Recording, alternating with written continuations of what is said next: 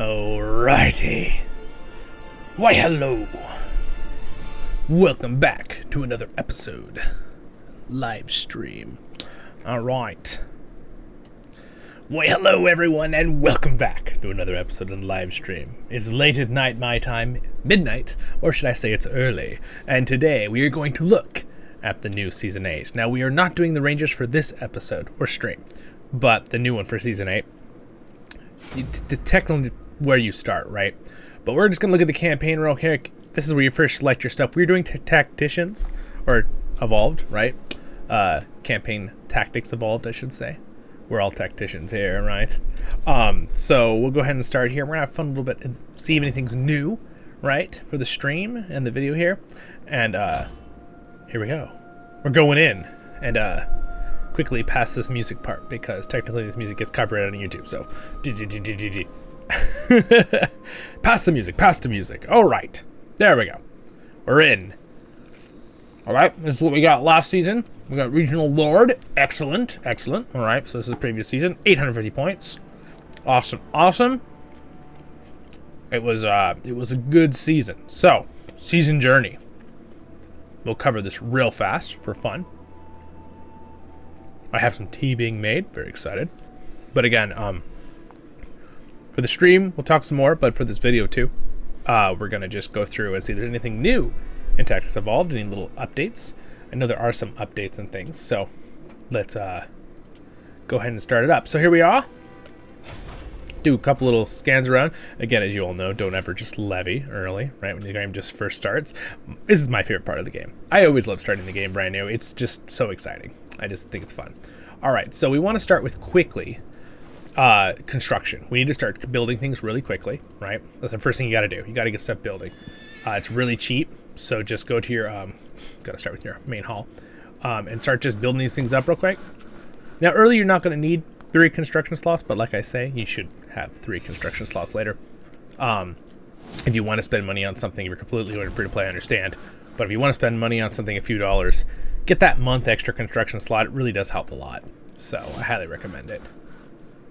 All right, so let's start. So the commanders I'm going to be using this season are going to be Theoden, for sure, because we're playing Rohan. I need to use my Gimli because he's like one of my mains. Thorin will probably be one of my early characters too. He's just really good at taking tiles efficiently. He's kind of like the Gandalf the Grey of dwarves, and as you all know, I pretty much just play dwarves. I roleplay dwarves and Rise to War, just like I do in every other game, because I am Zollin Ironshield, your host and guide, as you all know. Alright, anyway, let's keep going here. So, let's see, is there any new mechanics we have in here? Nope. Why do I have that? Oh! Apparently I got Elrond. Well, cool. I'm not quite sure how I got Elrond. I know I was very close, but I need to look at my respect table real quick here. Why do I have Elrond? Oh! Did they make... Yeah, look at that. I had just enough for Elrond. What is this new thing? What is this right here? Alright, friendly. Can be outfitted in an army and attend level limited. Okay. Unlock. This commander has befriended you and would like to attend some of the simple affairs. Oh, okay. Oh, I see. So you can use him as a tip master, maybe? And then, oh, it's an interesting new thing. So there's a level you can get to where I'm assuming they can deal with doing tips for you, possibly, and you can start getting stuff earlier, and then the commander spec would like to assist you. This is probably when you can use them, so I'm curious. So let's see what other commanders we can pull out here real quick. All right, so we have the King of the Dead, because I was very close to all of these, so obviously I'm past that new threshold, or whatever that new amount is. So that's a new thing, right, for this, apparently. That's obviously an update for all, I'm assuming, things. Because once you have a commander, you have a commander for your account, no matter what game mode you're playing. Oh, cool. Look at the cute little bunny rabbits. Reminds me of my bunny when I was young. Shokti. Okay. That was my bunny's name. Ooh, Kirdan, the shipwreck. Oh, cool. This is fantastic. How exciting. Ooh, that's a nice knife. I have that.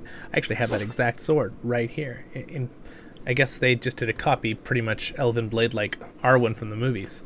I have that exact blade. Right on the shelf there. It's always a fun feeling, right? Just pull that out of the video game and be like, ha, I got a sword. As you can see, we got my Theoden helmet I got recently. Wow. Oh, that was cool. You saw like a glimpse of Numenor. That was kind of cool. Wow, that's a cool effect. A sealed door. Okay. So, what does that mean? Yeah. Okay, yeah. So I can't quite use him yet. I can put a weapon on him, though. Interesting. Interesting. So you can put one weapon on him. So they can be used? I'm curious now. Can I put troops in there? Let's go to our thing here.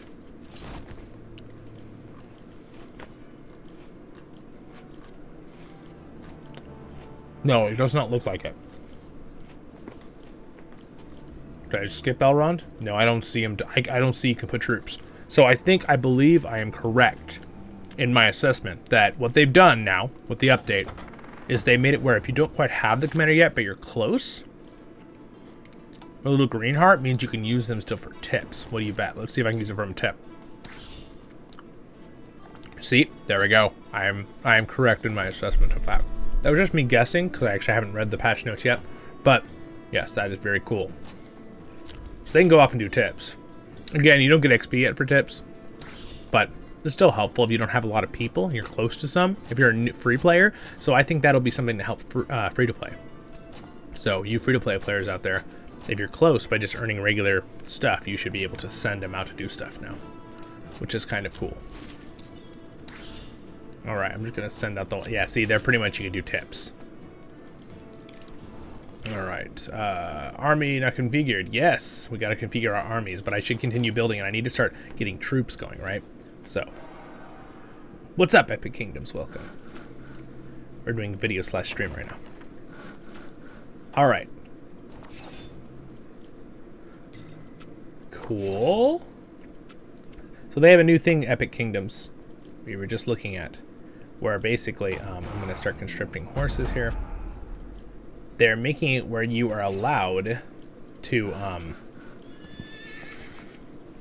when you get to a certain threshold with respect for a commander, you get to be able to use them for doing tips and stuff, which is kind of cool. So if you look here, these ones I don't quite have rank 1 yet, but they have the green heart.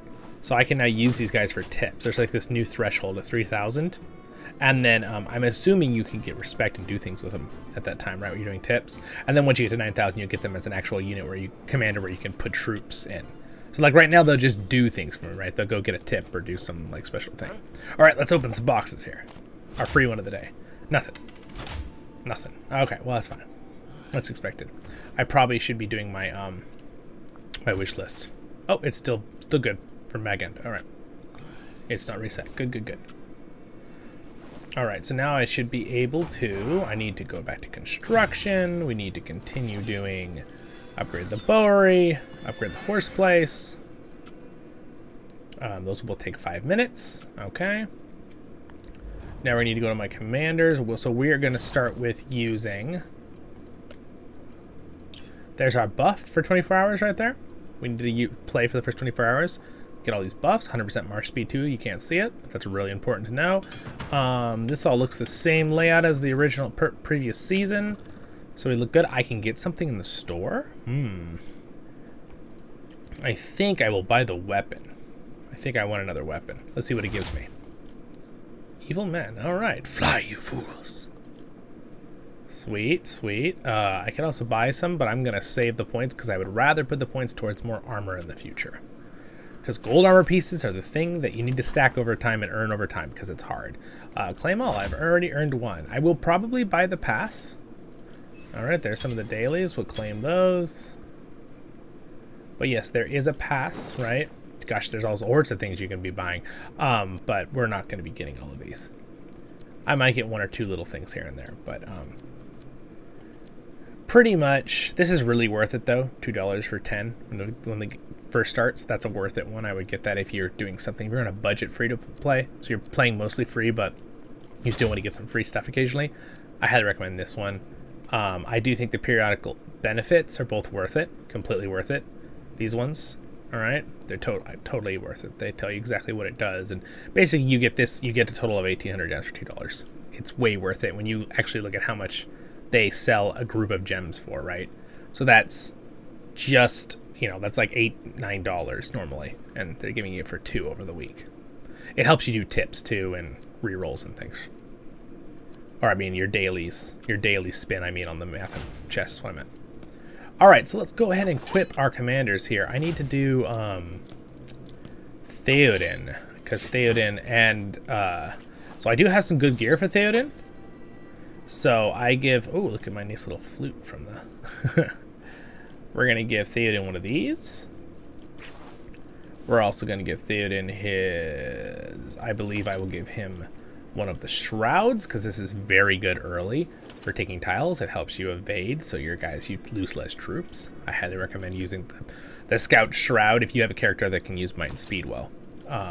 So yeah, I'm gonna go ahead and give this to Theoden here. We'll give him that, and then I'm also going to give him the helmet. You don't really need madness immunity early, so I think allied mounted damage reduction is the one I'm going to give him, even though this one isn't technically as strong. But you don't really start hitting madness until higher tiles, like, you know, the 45 or the 40 tiles and stuff. And then of course he's going to get his reins, because these things are awesome. And now I just need to get him lots of horsies, right? Lots and lots of horsies. Let's see, have they upgraded any of the filters more than they? Okay, that one has not been really upgraded. We'll also be using the Witch King most likely, because he's just insanely good. And of course Skumley, right? But now that we have this set up, all right, let's see here. Now we need to go, I usually like to go, probably just go Horsemaster. I have enough points to just have Horsemaster early, which will help me not lose troops. All right, so they do more damage and they have more health, right? And the enemy's defense is down is good. A lot of these are really good early. I'm trying to think if I should just go for this one. Or healing. I think I'll go for Rohirrim next. Start just putting points into Rohirrim. Alright, sweet. Now that I have that set, let's go ahead and load him up with troops. If I have any. Theoden, where are you? There you are. Alright, give him some horsies, and we'll start with taking some 1 tiles. Our first official tile. Here we go. Bum, bum, bum, bum, bum, bum, bum, bum, bum, bum. Okay. I do like this new chapter book, the way they've done it. It's a nice little upgrade here.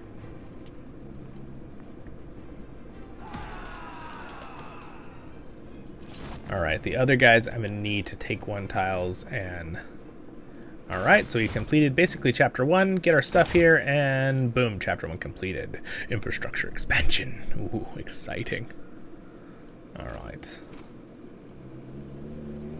Alright, we are good there, we are good there. And, yeah, so I think that about concludes for the video part here. I know I'm gonna continue the stream for a few hours as I play, but I don't see anything off the bat that's super new. I see that the ring has also been updated for the Tactics Evolved, which is good, like it was for the other game mode. So they're kind of moving some of those upgrades into the other game modes as well. I like that. Continue that. I don't see anything else that's like stands out like, oh, that's brand new. I think everything else is about the same. Yes, until I get a little farther in. Now, I do know that there might be a new kind of upgrading system at the end, because as you all know from the construction area, there is this building, Elite Training in Tactics Evolved. It's a special upgrading thing. I believe there's a new update to that. So later in the season and the channel, I will have more videos out about that for you guys. We'll cover that again, because I think there's some updates from my previous video of 2 seasons ago. Last season I did Kings of Men. Technically, the last 2 seasons I did Kings of Men, so I was not doing the Tactics Evolved, but we are doing it again this season. And I will be also doing more videos on, I will have my alt account join the new Ranger one and check that out. We'll do a video on that as well. So anyway, all right, so we're going to continue the stream, but people who are watching this video, check out the more content. You can go watch the stream too if you want after this. And thank you to my Patreons and Skumley for being a Royal Guard. I'll see you all in the next episodes of Voice of the Rings. All right, but we are going to continue the stream, who are here right now, because I know you have a couple of you here. All right, let's do this. Keep going on. I've got to be a little bit quiet. I have people in the house who are sleeping. It is the middle of the night for me. Oh, Alright, let's get Gimli his weapons. His amazing and powerful weapons. Alright, so again, early he doesn't really need the fire defense. So I think what I'll give him is some kind of thing to help his troops early. I'll probably give him... Well, I mean, that's still army defense. But this one also gives good army defense. I think I'll go ahead and give him scale mail early. I think that'll be the best for him. Let's give him a nice helmet here. And let's go ahead and give him his little box of knowledge. Alright, Gimli is set up there, and Gimli has quite a few points that I can spend early. It's fantastic. So early with Gimli to not lose troops, I highly recommend that you build Lockbearer, because it's actually really, really good. And then you can do dwarf units have probably just damage reduction. And then you could do some damage if you want your Gimli just to hurt people more faster. This one's also good. Allied... Actually, yeah, this is the one I should be putting points in first. I made a mistake. Forgot. Glittering Cave is really good, because your army takes less damage right off the bat. And then the rest I would put into this one. And then once you get this max, then put points into that one early. And then start doing damage on Gimli. It just helps you not lose troops early on. Alright, and the last person I'm going to be using right now is Thorin. Son of Thrain, son of Thror. King under the mountain. And he will be using... I will give him this one early. And he will get this one. And he will also get...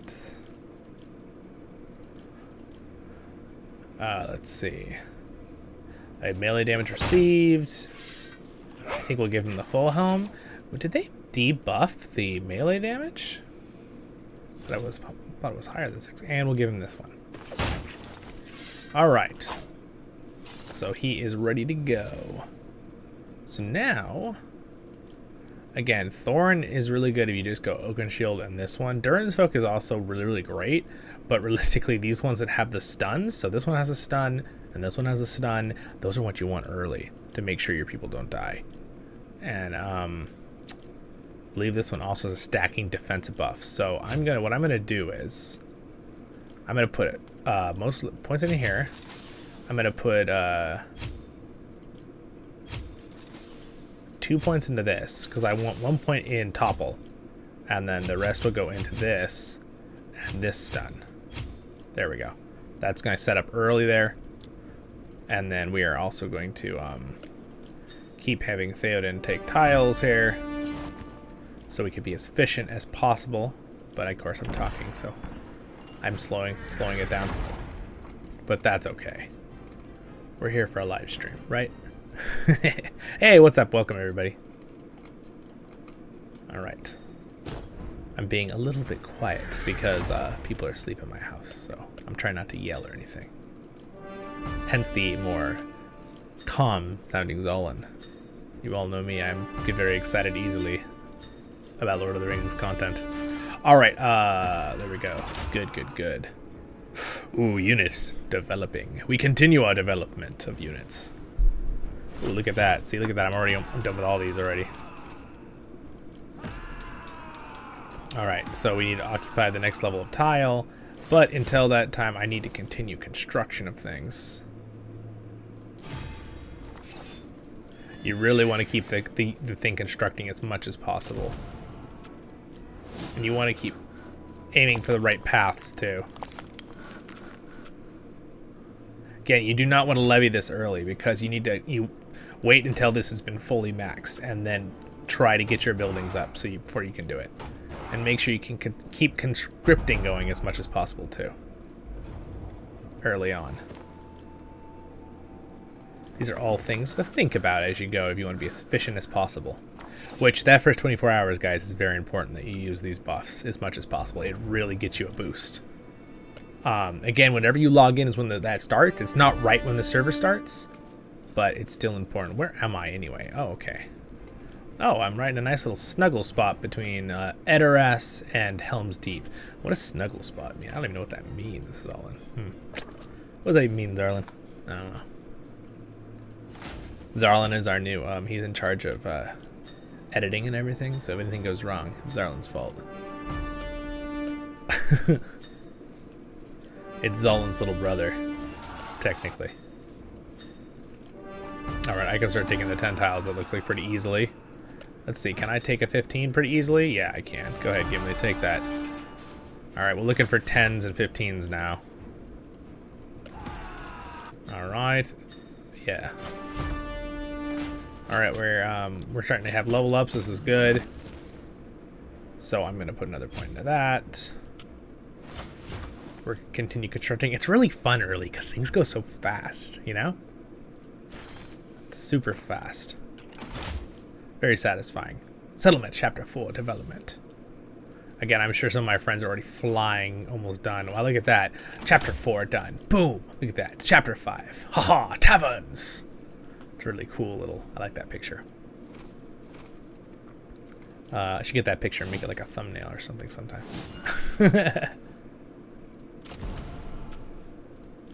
Alright, let's see.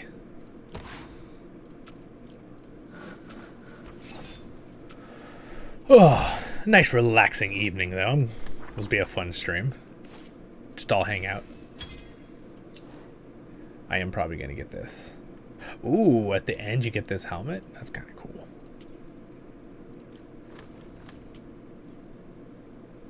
Alright.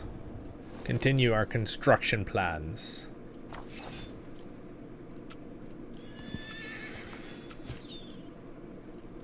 Alright, commence construction of the hall, level 3. Alright, chapter 4 completed. Boom! Next chapter. Fellowship Rally. Alright, so now I need to get a tier 4 higher. Okay, yeah, we want to march there. It's overwhelming, even if I don't reinforce, but I'm still going to reinforce because you want as many as possible units because you do not want to ever lose units because you didn't max out your units before a fight. Alright, here we go. There's a bunch of 10s right here, which is perfect.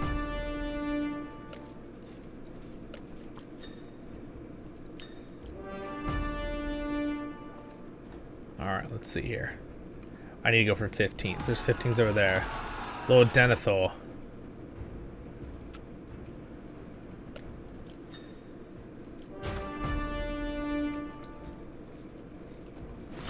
A lot of people already playing. Everybody's ready. Again, one thing it is good to also play early is the fact that sometimes if you don't, you start getting a little behind because everyone starts taking the tiles around you, which can be a little frustrating sometimes. But it's how the gameplay goes. It works out usually in the end. There's always enough tiles. It's just early. You might have to travel a little farther. It's kind of fun when no one's around you when you first start.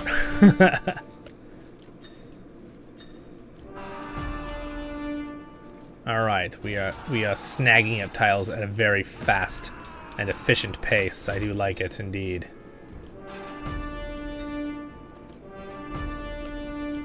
Look at this. This is what we call fast tile taking. And again, I will be quickly and decisively done with these, so. Alright.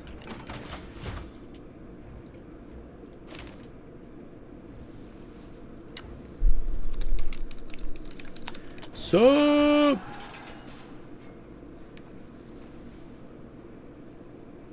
Alright. So we should already have our fellowship up, so let's see if I can join the fellowship. There we are. There it is. Request to join. Boom. We'll get it going here. Time to get the fellowship rolling here.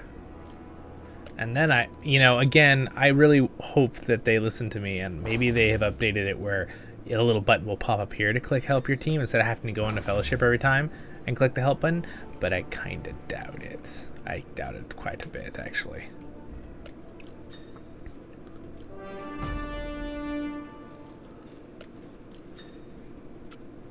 All right.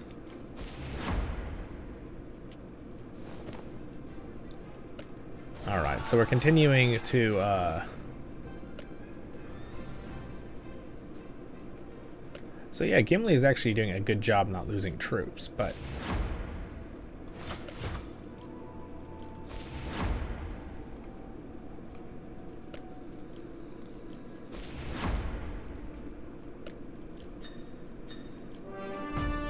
Alright, so I wonder if I can start taking the a little higher than 15s here. Maybe I can go for 30s. Let's see, Thorin, can you take a 30 yet? Not quite. My Theoden might be able to, though. Now, also, is Theoden... He's not done with his gear, though. That's the thing. I really need to get their gear finished before I start hitting higher level tiles, because otherwise I'm going to regret it. I'm going to lose a lot of troops fast.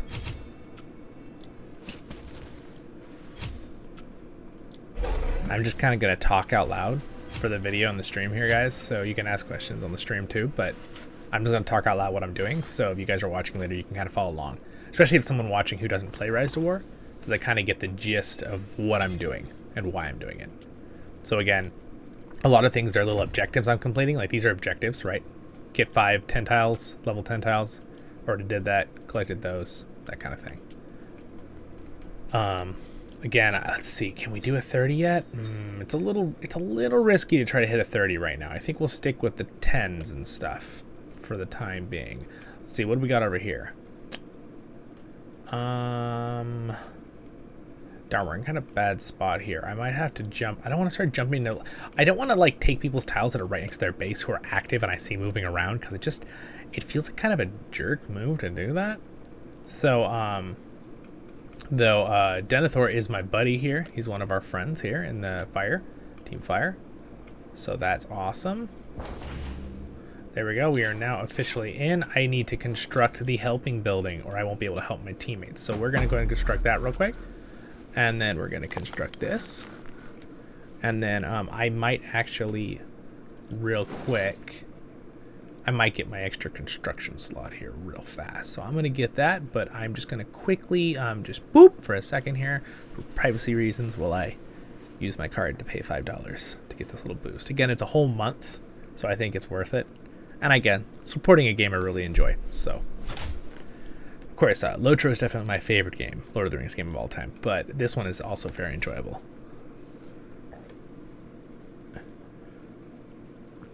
There we go. Good, good, good, good, good. All right, and I will re-show you guys the screen. We're back. Wrong screen. We're back. Main hall tier 4. I need to upgrade the barracks. That needs to be upgraded. That needs... Okay, all right, I see how it is. We need to upgrade these. And then can I upgrade this? Not quite. Rohan quarters. They can now be upgraded. Sweet, we'll upgrade that. All right, again, upgrading is like tier orders, right? So just like any kind of game where you're upgrading and constructing things. What's up, everybody? I know a lot of you guys are hanging out are just my friends here from Fire and Burn, which is our 2 team names of our 2 fellowships, which is awesome. It's going to be a fun season. I'm really excited. We'll have a blast this season. And our goal this season is to be super, super, really, really nice to everyone, so that even if some people are a little bit maybe grumpy in other fellowships, we will be really good the whole time. That's our goal. Just not to get heated if someone says something or whatever. Because this game can get a little heated sometimes when things happen that are frustrating, which is understandable. Alright, I'm ready to hit this level. I really want to see if I can hit this, but it's kind of risky for me to try to hit that early like that. This guy's not really playing right now, it looks like, so I'm going to actually snag some of his tiles. I'm sorry, my friend. I'm going to use these to level up because I just kind of have to. I don't want to waste stamina trying to get to other areas, so there's low level tiles right now. I am going to start removing 1 tiles though, because I'm already flying through getting to my cap. Continue helping people. They did not update the fellowship helping thing. Very disappointed. I was really hoping they'd do that. Having to open that fellowship thing every like 3 seconds and click help instead of having that help button pop out above it right here, which it should be right here. It should just pop up and I go click, click, instead of a red button showing up where I have to click and then click it in here over and over. I'm clicking it behind the picture when I go in there. Do it, update it, team, for Rise to War. I believe in you. It's a great update idea. It'll be so helpful. Everyone will love you if you do that. Okay, let's see.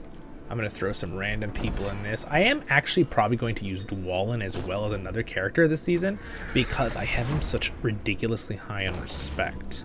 So let me look at my Zollin real quick here. So as you see, when I go into respect with Zollin, I have 29 points to spend. And Musician, if you do Musician early, it's very handy at not letting your people die.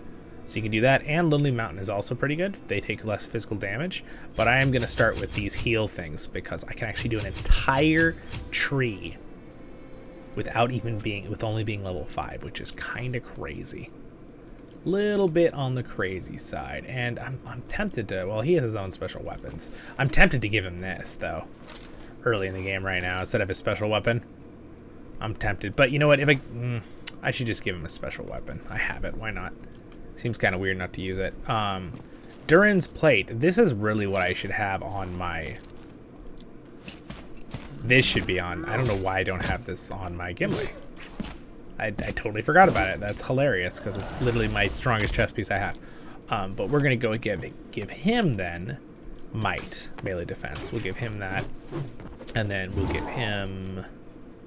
Let's see. Again, I've been collecting all of these guys. So every 2 rounds... This could be good. This one actually could be pretty good right here for him early. To help him kill units and protect his people. Yeah, we'll do that early on. And then for his item, we'll give him... Where we give him this right here. Yeah, that'll help his healing and that'll help him keep people alive. We'll do that for now. That'll work. It is kind of fun, though, to start with our capital. It's fun to see all the capitals and the colors. It looks like they updated the colors slightly. I don't know if you guys can see that, but this Gundabad color is a little bit more vivid. And so is this red and so is this yellow. I just noticed that just slightly. It's a slight different hue. Same color, but slight different hue and intensity. And I'm looking at the same screen as I did 2 seasons ago, so it's not a screen difference. I just find that interesting. Good update. The colors have to be very distinct in a game like this. It's just like a risk board, right? You can't just have randomness. You have to be able to know who is who. Alright, I'm also going to be using Witch King later on, so let's go ahead and give the Witch King his stuff right now. So he will take this item, because it's amazing on him. He is also going to be using this. Because, why not? So he can beat other Witch Kings. Or this could be good, too. I might give him this early on. Zollin is also good at taking tiles. It's just kind of hard to decide exactly what. I noticed that some of my gear, it looks like it, either I earned somewhat. I was rolling as we went, but looks like I have more than I did. I'm not quite sure where all these came from. I have so many all of a sudden. Alright, so we're going to go ahead and the Superior Halberd, burn defense here. Alright, and then he actually is technically supposed to have this. This is technically for him. Okay. So why don't we swap that? I forgot that's for him. And then the last one, he needs to have one of... I think I gave him one of these. It's a pretty good item for him early on. There we go. And then let's put some points in. Again, early on, we want to have... It's going to be kind of hard to use him efficiently early because I don't have Urukai yet units or any evil units since I'm technically Rohan. This isn't a role-playing server, though, so I should be able to have the other ones later on. But, I don't think we're on roleplay. If we're on roleplay, I'm not using him, obviously. Oh! I should probably double check that. I do not believe so, though. Alright, let's keep on building. Keep on building, keep on building. It's like the Dory song from Finding Nemo.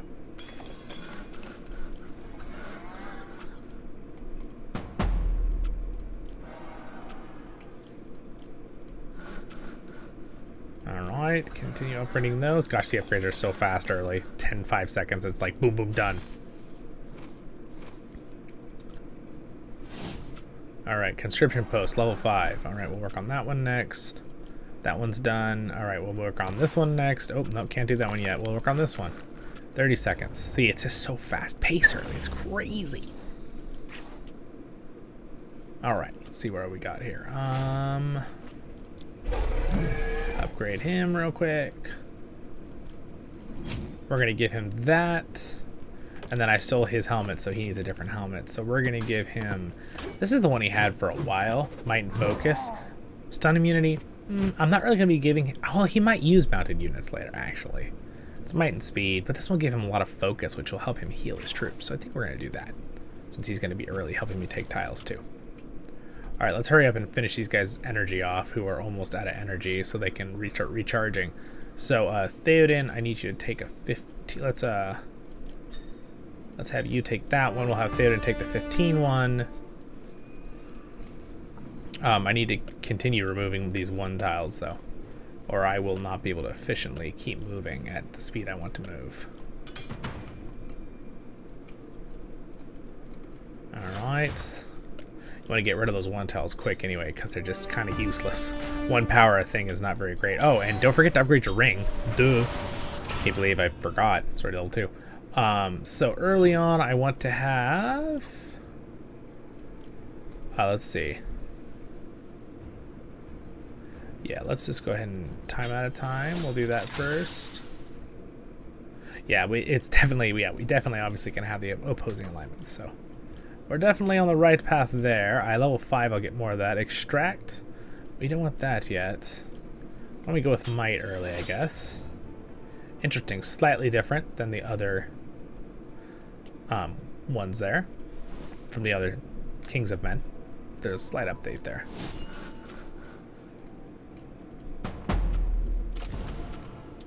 All right, we gotta get the barracks to level 6, get the next construction post up. Okay, we're still upgrading, everything's upgrading, this is good. Help our team again. Make sure we're helping lots because then we get points. All right, we are out of stamina on Theoden, so pull the troops off Theoden. Fill up Thorin's troops with horses. This early in the game, it's not always the best thing to upgrade your troops, but I'm gonna slightly upgrade these guys a few times just to have a tiny bit more damage reduction so they last a little bit longer. All right, so, and then, all right. Gimli can still take 5 more things, which is great. Good for Gimli. All right, Dwalin, I'm gonna send Dwalin out to do this. I should probably get everyone's stamina used up a little bit so they can be regenning, right? That would be the most efficient use of time. Imrahil could also be good, but I can't get Dol Amroth Knights this season, so I'm not gonna use him because his tactician evolved, or tactics evolved, and I can't use Rohan, so. Excuse me, Gondor. Tier 4 units. Where is my other commander that I was using? I guess it was just Dwalin Hunt right now. Just these 4 that I have set up. I might use Dane later, because Dane's one of my other strong guys. Might also use Ballin. Again, these ones that are blue, apparently you can use them for tips, but you can't actually use them to fight yet. There's a new thing, right, with the respect, which is kind of interesting. So you can use them for tips and stuff at a certain point of respect, and then once you get to 9,000 respect with those tier 3, or whatever tier, you're able to use them. This is Rise to War. It is technically a phone game, but it's basically a big strategy board. And I've played a couple games like this in the past, and most of them I really didn't like. But Rise to War, this is season 8 of me playing since it came out the game. I actually really like it. And when you have a really good team, it's really fun too. I'm Hayes. So, good question. This is Rise to War. We just started, so the beginning of the season, things are very quick. Obviously later on, buildings might take 24 hours to finish a construction, but fighting is like, you set up your army, you march, and it's only a minute to get there and fight. But at this point in the game, everything's super fast. It's like super fast early, ultra rapid fast, as you take tiles and stuff. Again, it's completely like tiles. I always say like a Risk game. There's way more complicated than that, but it's not too complicated not to learn. I have a bunch of guide videos on my channel, on my Rise to War playlist, if you're curious. But yeah, it's a really fun game. We really enjoy it. So thought I'd just stream while I start the game, and I'm kind of just talking out loud or answering any questions in the live chat. So kind of so you guys know what I'm thinking and doing as I go. So right now I'm just making sure there's stamina, because every commander can only has to use stamina to take things. Gonna reinforce him so he has full troops, and then I think he can take this tile. So I'm gonna let him take that tile. And then right now my Theoden is tired, so he's out of stamina, but not my Thorin. My Thorin can take 2 more tiles. So I'm gonna let him take these 2 tiles.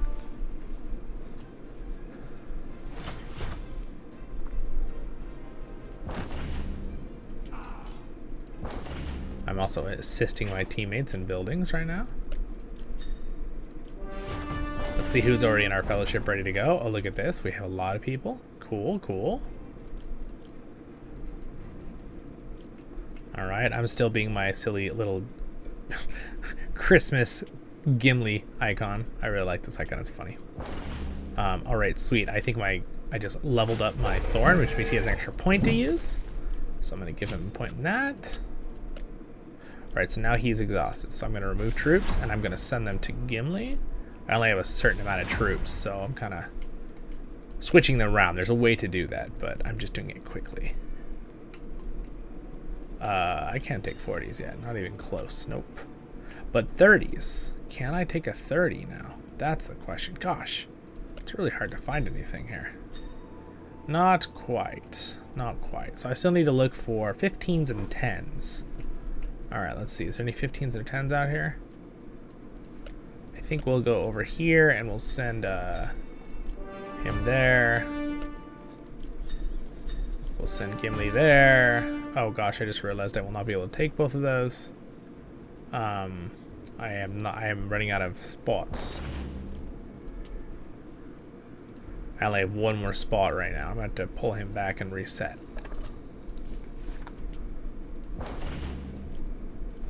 Alright, so to get more tile spots, I have to finish this. So I need to get 230 tiles now. I'm at the 230 tile mark. Alright. I need to get rid of all my 1 tiles now. Where are my 1 tiles? Let's get rid of all. Okay, I'm getting rid of most of them. Yeah, alright, we're getting rid of all the 1 tiles. We're moving into only 10s and 15s, and then I'm going to have to get to the point where I can take 30s. So here we go. Alright, hi-oh! That's not how you spell hi. There we go. Perfect.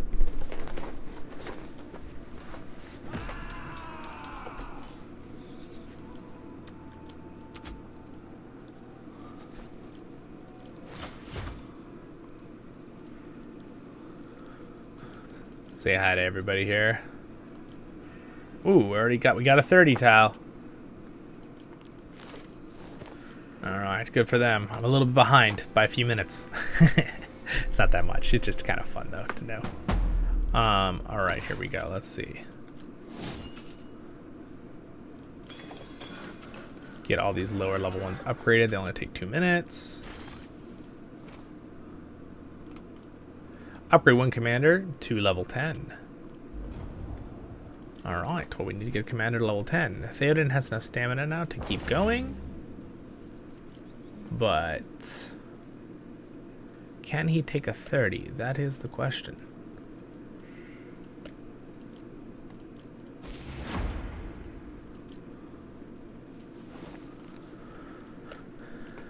Alright, we're kind of slowed down here for a second until I can get someone to level 10 or take a 30 tiles to continue getting spots, or get this ring up where I can upgrade this at level 5 to get 10 more slots to continue taking tile spots. And also in about 15 minutes, all of these 1 tiles will drop and I'll have like 10 slots to take more tiles. And look for higher level ones. You notice they all have numbers on them for people who are not brand new to the game. So these are all different levels of strength. So if they don't have a number, they're a 1 tile. And then it goes 10, 15, 30, 40, 60, 90, 130, 150, and then I believe it's a 200, 230, 260, 300. I believe that is the order of tiles. Let's see if I was correct. 1, 2, 10, 15, 30, yep, 40, 60, 90, 130, 150, 200, 230. Yep, I was correct. Haha, look at that.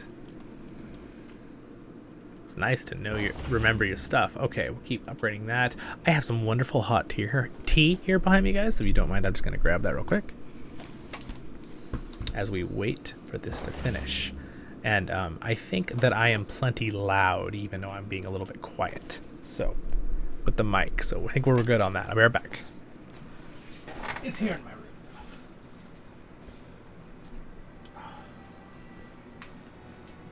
I have some black watermelon tea. My new little tea maker, which I am thoroughly enjoying. It makes making streams and videos even more enjoyable than they already are to make. Because, you know me, I love making Lord of the Rings content. Oh, and Zollin is telling me that you guys, that I forgot to tell you this in the first minute or two of the video. It's already 45 minutes in the stream, but do like and subscribe if you're enjoying yourself watching this later or live right now. So if you would, that would be great. You'd be fantastic if you do that. But Zollin, yeah, he told me that I'm supposed to remind you about that. So I forgot. I know Zollin. I know. Zollin is Zollin's little brother, and I am Zollin, so. Alright. Let's see where we at now. Again, I'm being quiet, by the way, because I have a lot of people in my household that are sleeping during the stream right now. So, because, of course, you know, the season had to start at 12 midnight my time. But it's okay.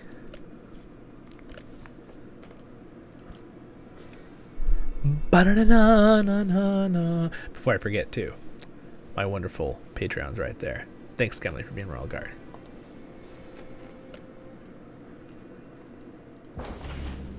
Do.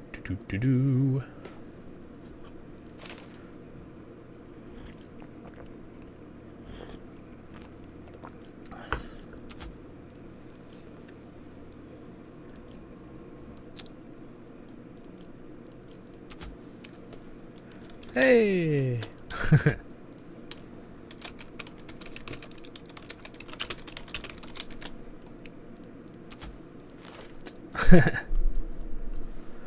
Denethor. I love that name, though. I like that his name is actually Denethor, and he also has the icon for Denethor. It's pretty awesome. Hello, House of Scott. Welcome, hail, and well met. We are, I'm gonna let the sound be a little louder in the game, though, because I feel like it's just a little too quiet. I kind of want you guys to hear the cool sound and birds, and it's got really cool sound effects, you know? Tell me if it's unbalanced too much for your ears, but if I'm like too quiet or too loud. Okay, so I just need to wait another, we have about 5 minutes or so until I can, well, about 10 minutes technically when these tiles are all removed, depending on how fast this ring grows, though. That was kind of loud. But once it gets to the next level 2, I'll get an extra 10 slots. But until that time, we shall continue to put points into that. Why don't we look around Middle-earth while we wait, shall we? Let's see. Let's go say hi to Hobbiton. Here's Hobbiton, the adorable little land of Hobbiton. You can kind of see the little bridge there, and the little windmill, and there's Bag End with a little tree right there. I can't zoom in any more than that, sadly. And then we go over here. You can see the capital of the Elves of Linden, the Grey Havens. The capital of Arnor, which is Numinos, right? We have the capital of Angmar, the Witch King, which is Angmar. Or it's Kondum is the capital of Angmar. Kondum. And then we have the capital of the Gundabad Orcs of Gundabad. Again, Gundabad, this is the Gundabad we see in the Hobbit movies. Gundabad was technically, probably didn't look like this originally. That was the movie's rendition, so this game has rights to the Peter Jackson films, both Hobbit and Lord of the Rings, so they kind of did a copy to that. But realistically in the books, there might have had an orc encampment too, but Gundabad was originally the homeland of the dwarves before it was taken, right? As we all know. During the Deathless Awoke in Gundabad. That was the original kingdom. So technically it's Dwarven Gundabad originally. Erebor. Obviously the Erebor we all love. We have the Woodland Realm, or the Elven King's Halls, where Legolas is from, right? Oh, we can jump down here to the capital of Lothlorien elves. Careth Galahad. Galahad. Excuse me, I think there's a D. And then we have Isengard, the capital of, well, Isengard. And then over here, we have our capital of this season, Edoras. Again, modeled after the movie version. And our Fortress of Helm's Deep, again, modeled after the movie version. And then if we go down here, we have Gondor, capital of Minas Tirith. Originally, the capital of Gondor was actually Osgiliath, back in the history of it, but there's the ruins of Osgiliath, which is the fortress you can take. If you go down here, you can find Pelargern, which is Pelargr. I always have trouble saying that one. Pelargr has some epic battle content in LOTRO, which we've been doing in other live streams if you guys want to join us sometime. It's pretty fun. We've been doing some epic battles together here on the channel. And then there's some capitals, some other stuff here. Dol Amroth looks fantastic. Again, a fortress of, right, Gondor. Technically, Dol Amroth, you can think of it as another city entirely, right? So a lot of people don't realize that in the movies, you kind of think Gondor is all kind of by themselves. It's just Minas Tirith and the garrison of Osgiliath, and that's all of Gondor. It's not really true. Gondor is kind of like a kingdom with multiple countries inside it, or groups. And Dol Amroth literally had the Prince of Dol Amroth, or, right, as we can see him in this game. This is their version of what he looks like. I actually think he looks epic. Wait, where is he? Imrahil, Prince of Dol Amroth. So, he's a prince because he can't be a king, I think, under the way it works, but he's basically their main leader. But he actually comes and helps during the Battle of the Pelennor Field. So it's not just the Oathbreakers that come, it's also them. They help against the Corsairs too. They're basically battling the Corsairs in the south. And one thing I don't like about this map versus the new Kings of Men map is I really like the fact that the Kings of Men mode have the whole extended Harad and Umbar to the south. I think that really adds to the map. You guys should go watch my video on new game. I had a video I titled it like new game modes. And I was talking about how it'd be really cool if they added like a Numenor one, where there's Numenor out in the ocean out there. Or they expand, you know, they go one of the ways, maybe east or north. I think it'd be really cool. It'd be a really cool game mode. And then, of course, to finish it up, we have Kinland or Kindland, or I don't quite know how to say that. I've always been kind of confused with that one. But Rune, the capital of Rune for this game. And then we have the capital of Mordor, which is Barad-dûr. The I see you. And then if we go over here, there should be Mount Doom. Where's Mount Doom? There it is. And then if we go over here, you can see Tower of Sirthungol, which obviously is where Frodo is captured and Sam goes and saves him, right? And then we have Minas Morgul going whole evil mode like we saw in the movies, which again I thought was super cool in the movies, even though I don't know if that was in the book, but it was super cool. And then this is the made-up capital for these other Haradrim back here. The Varangs, or whatever, however you say their name. It's Mod Orthog. Something like that. But anyway, that's kind of a quick little look at most of the stuff in this game. Rivendell, that's one I didn't really show you. It's very pretty. But that is Rivendell right there. Again, model after the movie. It's kind of fun, this game is, you know, what you've seen in the movie kind of thing. Alright, so I need to get going on things, because obviously we waited so long. I am running out of stuff to do here. We'll get the main hall started. Horsey sounds. If I do that too loud, my horse outside, my mini horse is gonna be like, what's that? He'll start whinnying in real life. Okay. I did that one time. I turned a sound on and it had the mini, like a horse effect, and my horse outside whinnied back. Like, where are you, other horse? It's pretty funny. Alright. Alright, those are all going to drop in 4 minutes. It's now daytime. Again, another thing that I think would be cool, they should let you toggle the day and night mode off and on. I think that would be a cool thing. I don't know about you guys, but I think it'd be cool.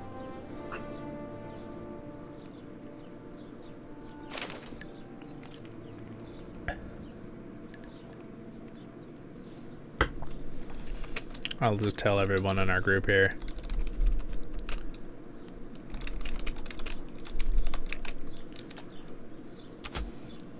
Tell everybody I'm streaming.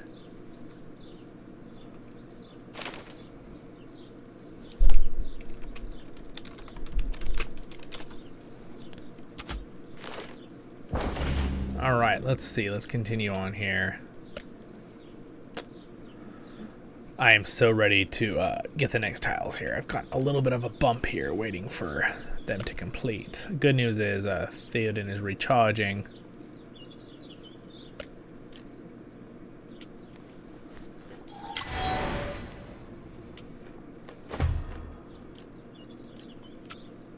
Hey, what's up, Cam? Make some axe warriors. Yes. True, true.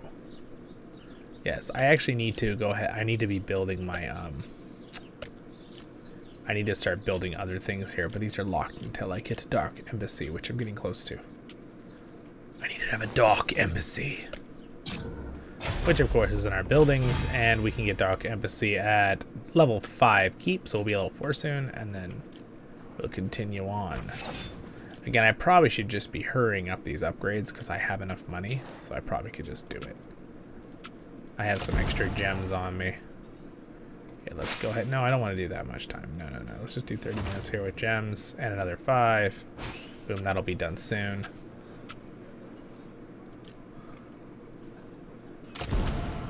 Actually, I just realized I could have hurried it up with the upgrade, huh? Oh well. Yeah, I could have used one of my things. It's under 10 minutes or whatever.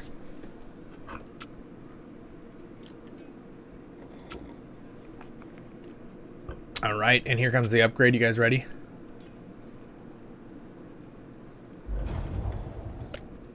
Here it is. Here's the upgrade.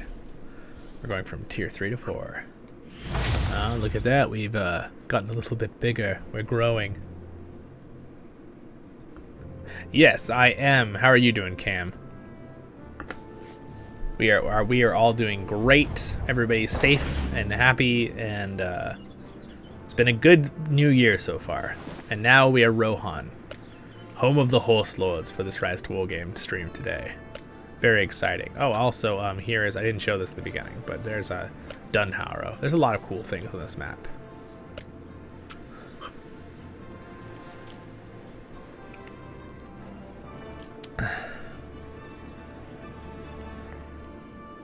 Wait a second. I forgot, I got him ranked 10 now. This is perfect. I can do a special weapon right now. The question is, can I do it this level? Let's see. No, this is level 50. I'm gonna have to wait until I'm higher level. Right? I'm not automatically 50, am I? No, I'm level 8.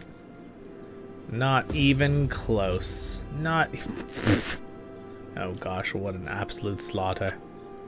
Alright, well that's something I'm gonna have to do once I'm level 8. I mean 50. Excuse me. Alright, we got 20 seconds and I can start taking more tiles here. That aren't level 1. We're gonna take this 15 here. We're gonna take this 15. And then we're gonna try to... There's a 15 there, but I need to start taking 30s if I can sooner or later here.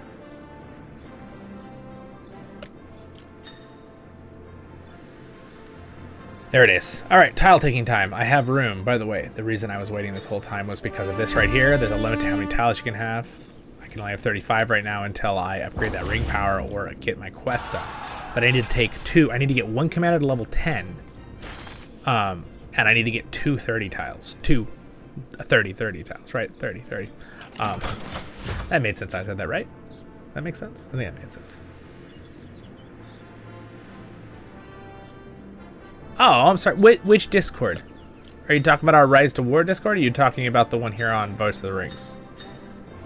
Right now, there should be a link down there in the description for ours here on Voice of the Rings. But if you want the Discord to our Team Fire, which I'm not in charge of, I'm just a helper leader, you'll have to...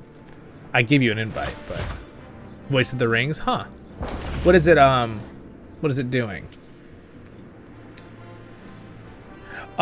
So the Discord now, and there's a free so what we did was on the channel is you join it, and at the bottom there is a couple free channels for the Kinship and people who just want to join to be in the community on our channel, and then there's some channels that say Patreon only. So basically what we did was I talked to the Patreons about it. We were like, how can we make it where the community can still grow on the channel, but they still get benefits for supporting the channel, right, with Patreon. So they get a bunch of channels for different talking and chat, but at the bottom, there's a little category called free channels, and that's our Kinship chat for Lord of the Rings Online, and anyone on the channel, and general chat, and one for uploads for events, and you get all the announcements for Voice of the Rings. So I do highly recommend, even if you're not a Patreon, go click the link and join it still, because YouTube doesn't really alert people very good, so then you can adjust your alerts however you want, because a lot of people don't know. You can customize the alerts on Discord. So if you don't want to hear everyone chatting in the general chat, you can mute the general chat if you wanted to, and only when you're in there see it. And then you can make the alerts always activate for everyone on the announcement channel, which only I post to, right? To tell you, hey, there's a stream coming, or hey, there's a video coming. And the video channel automatically show you every video I upload or stream. So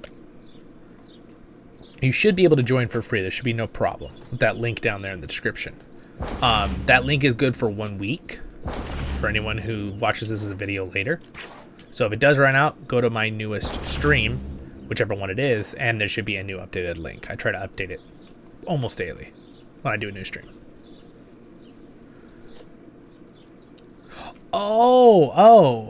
Oh, Cam, I'm sorry. I didn't realize you're a Patreon. Oh, okay. Did it not send you? Oh, sweet. I see what you're saying. Oh, I'm so sorry. I thought you were talking about Rise to War because there's axe throwers in this game. That's so funny. Oh my gosh. I'm sorry, Cam. Yes. Let me get it for you. So, what's your name in Discord? I can fix it right now. I'm sorry. I misunderstood what you were saying. I'm like over here giving a whole lecture and you're like, that's not what I'm saying. Zollin, you were supposed to know that. Why didn't you know that? You should have warned me that I was misunderstanding.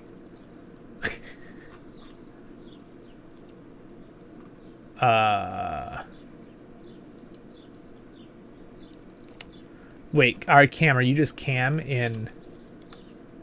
Oh, there, I see you. In Discord. Okay. And you are a...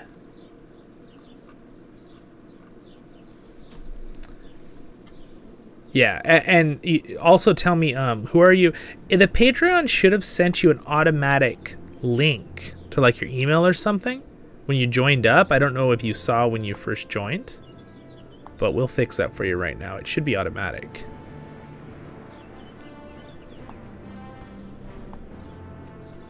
But I also thank you very much for supporting the channel. That means a lot.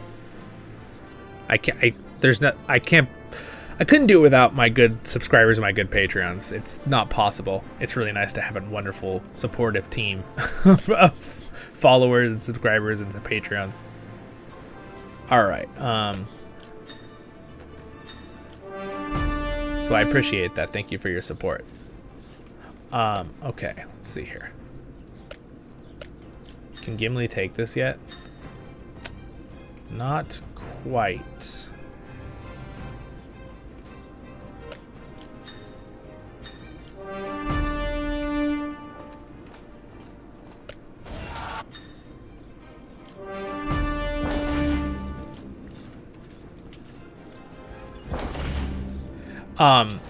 Cam, if you already joined as a free person to the Discord and then became a Patreon after, I might have to update it manually because I don't know if it'll automatically do it if it thinks you already were in the channel, because usually you click the link to get to it, but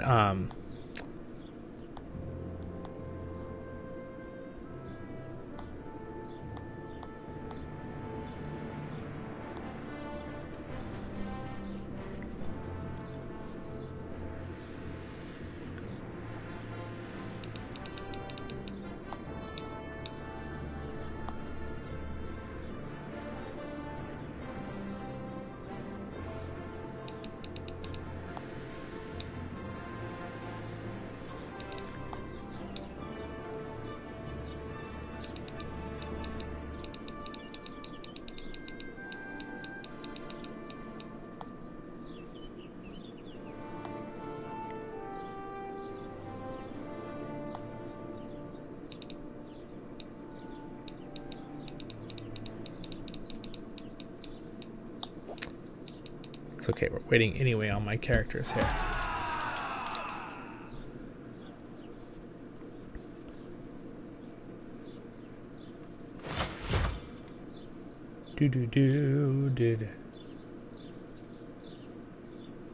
Let's see, I'm just gonna fix this real quick for you. Oh wait, is that... Did it do it? Oh, it did it. Oh good, Cam. I think you figured it out. I can see that it changed you from a regular person to a Dwarven Ranger now. Your role in Discord. So whatever you did, just changed it. I saw it update automatically, so good job. Whatever you clicked worked. So, Cam, you should have access to all the text channels now with Patreon, besides the free Kinship one and upload one, and then you should have access to the Ranger hut, since you're a Dwarven Ranger. Or are you an Axe Guard? If you're an Axe Guard, then you'd get the other, obviously, the other chat one. Those chat ones are more for the people in those groups, so there's also a chat one at the bottom too you can use for Kinship.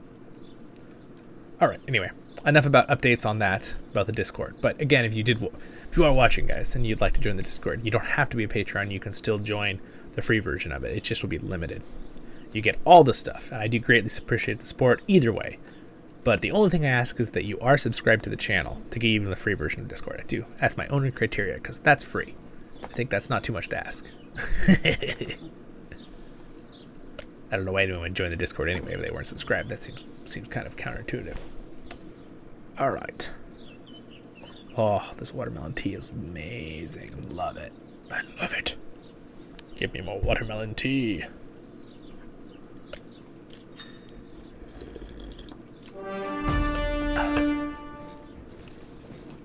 All right, there's a bunch of 15s. I am going to see if I can use... Do I have a energy thing I can use for... I don't. Bummer.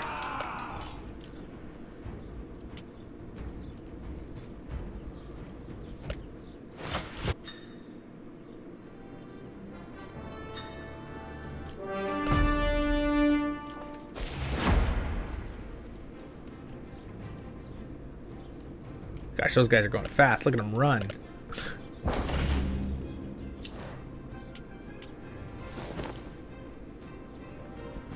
Okay.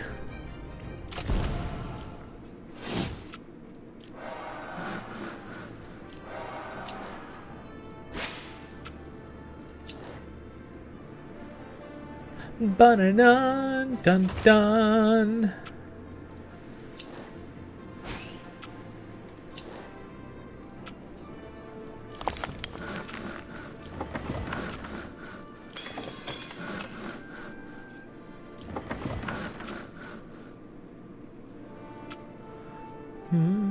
I like the background music in this game. I could, like, you know, just relax and listen to this. It's like therapeutic, you know?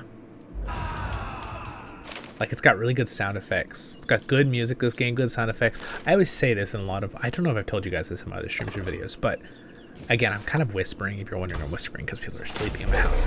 I don't want to be yelling and waking people up, but I'm close enough to the mic. You should be able to hear me, no problem. I found that music for me is one of the hugest things in any game. If I don't have good music in a game, it's like, eh. But for me, like, so if a game has really good music, it's like 50% of this quality for me, right? So if the music is good in a game, I will most likely like the game if the gameplay is decent, right? So gameplay and music are like huge things for me. Visuals, that's another thing too. Obviously there's more to it than just that, but music for me is like 50% of how I judge things. If some movie or TV show or a game doesn't have great music, I will drop it so fast. And it's not that I choose to, it's just I notice that I lose interest really quickly. So I definitely like good background music and good theme songs and stuff. Oh, hence why, you know, love Lord of the Rings. Online has great music by Chance Thomas and a couple other composers, even though Chance did most of it. And by the way, the composer for Chance Thomas is his name, who did most of the music for the Lord of the Rings Online. We're not talking about the movies Howard Shore, and we're not talking about this game music. but for Lord of the Rings Online, which has some of the best video game music of all time, right up there with like, you know, World of Warcraft and those music tracks, because they're amazing too, all those theme songs. But yeah, he will be coming on for an interview. How exciting! I actually know him, so he will be coming on for an interview. I just emailed him yesterday, but at the time of this stream, and he said yes, we would love to do that. So we'll be thinking sometime in the next few months. We're going to plan a date to do it. So super exciting. It'll be super fun. So you guys can look forward to that. We'll have some more Lord of the Rings content. Ask him some questions about stuff. So leave your comments if you were watching or you're arrived right now. Leave a comment on maybe a questions you guys want. I will be asking too in the Discord. So again, you should join the Discord even if you're just joining the free version of Discord. You should join it. So when I put out those questions, you guys can answer. And I'll also, of course, if you're subscribed, you'll see it on the community tab, but those don't always show up as fast on the community tabs. So I'm thinking I'm going to have Gimli try to hit this 30 tile. I'm really thinking about. I'm going to do it. I'm going to see if he can do it. I hope I don't lose all my troops.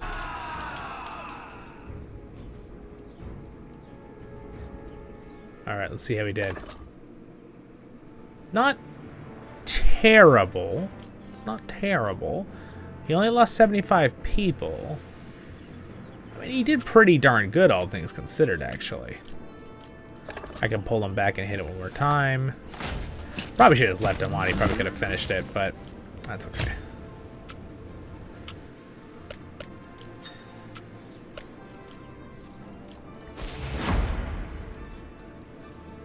All right.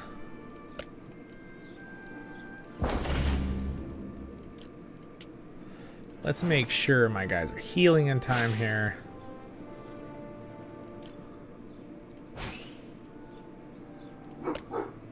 Ooh, my doggy is barking at it. Ruff, ruff. Might have to check on him real quick.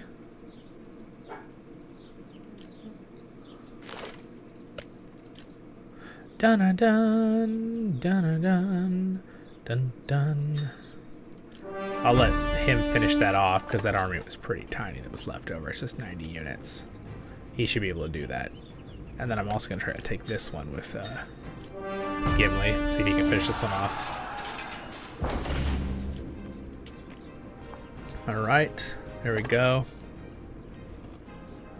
That one is finished off.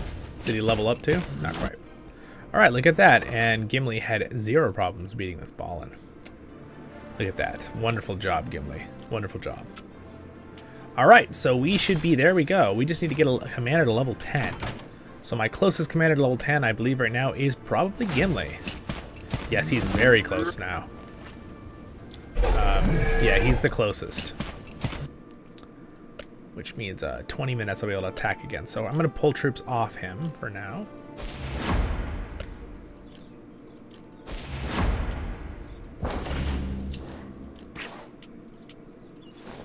Alright, let's continue our building here. Hey, what's up everybody? Welcome, welcome, welcome. We are slowly but surely growing our new powers. Alright, we can, I need to get another building going so I can be hiring more people here. Let's see, I got that under 10 minutes, so can I use some points to speed this up now? Yes, I can. We'll go ahead and use that. Magical speed up points.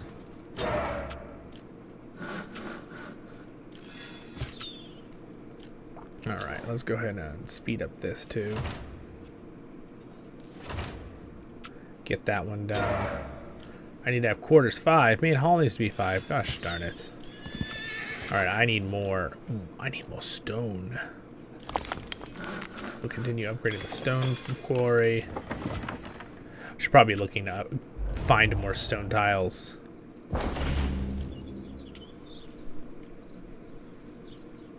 Alright. Unfortunately, there's not really any 30 stone tiles. There's a lot of 40 though. There's a lot of 40.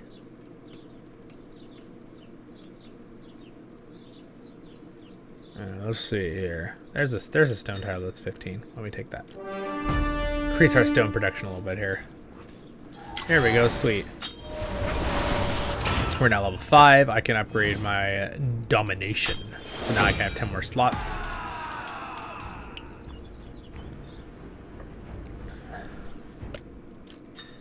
We can now continue our tile taking.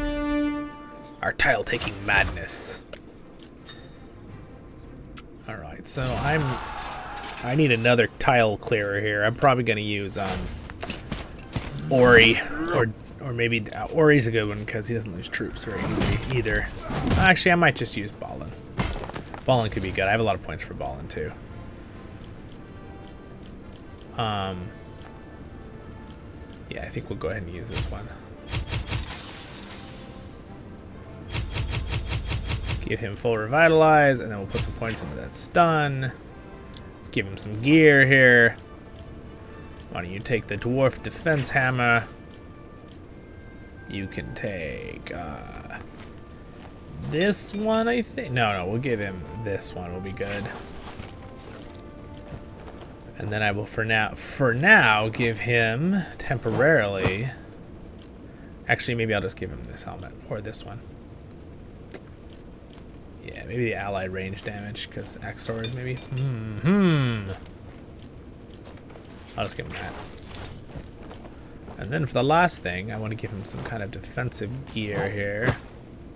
Yeah, I'll do that one. We'll do the smoking pipe. That'll help him not lose troops. Alright, and then go find Ballin, and Ballin, you're going to help me be a tile clearer.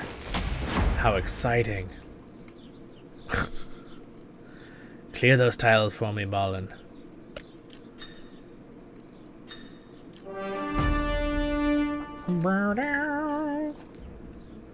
Nice. Awesome, Cam. Wonderful to hear. I know, I saw it when you updated it. I literally saw you go from being just a regular person in Discord, and then I saw it gave you the membership level Dwarven Ranger, so nice. Thank you for your support, by the way. I said it when you were gone, but I think you were gone, so I appreciate the support, my friend. Alright, couldn't do it without you guys. Alright, how are we doing here? I plan on making a lot of voiceover episodes this week, and I'm debating on what kind of lore video I'm gonna make for the channel, because I definitely want to do some lore videos, and I want to think about how I'm going to format it and stuff. I've been mulling it over for like 2 weeks on like how I want to set it up, how I want to do it, kind of thing. I'll think about it. I want to make it where it's good and professional, but at the same time, like, it's still where I can just talk too, but at the same time, so it's not like ridiculously hard to make, but at the same time make it where it's very enjoyable for everyone. So I'm thinking about how to do it.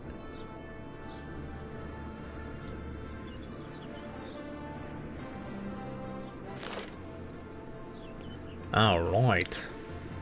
Again, I wasn't planning. I didn't realize that the season was starting tonight on Rise to War, but started at midnight and someone said it, and I just did a stream this morning because my friends invited me to play Raft with them. So I was like, alright, I'll stream. And I was going to make videos today, but I ended up doing a bunch of work and stuff. And I was just too tired, so I took a nap. And I realized I had to do a stream tonight for a few hours at midnight. So I was like, alright, well, here we go. Just one of those days. But, I mean, at least they're fun things. I love doing it. It just can get a little tiring sometimes. So I'm going to, without crackling in your ears too much, try to get popcorn out of this bag. Because I'm getting a little hungry. Yummy. Without crunching in your ears.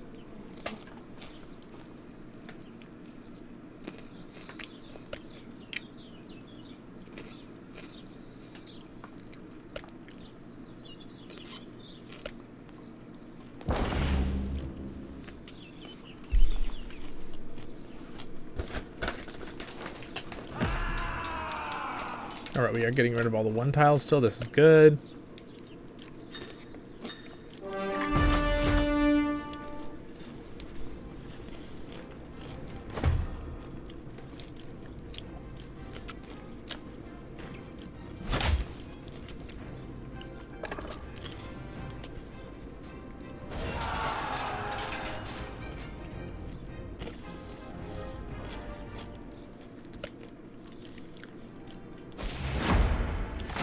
Go, Dwallin.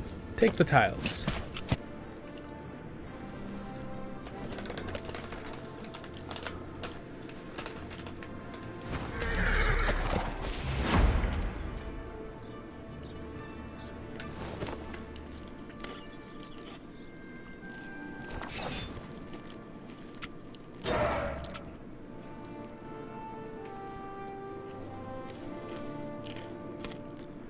It's cool because Rohan just really doesn't have even melee units. Gosh, it's gonna be a while till I can have dwarves, though. I'm gonna have to focus on Theoden early in the game here. I forgot that Rings of Power, you can easily get to the next level of units. Can't do that in this game mode. As much, at least.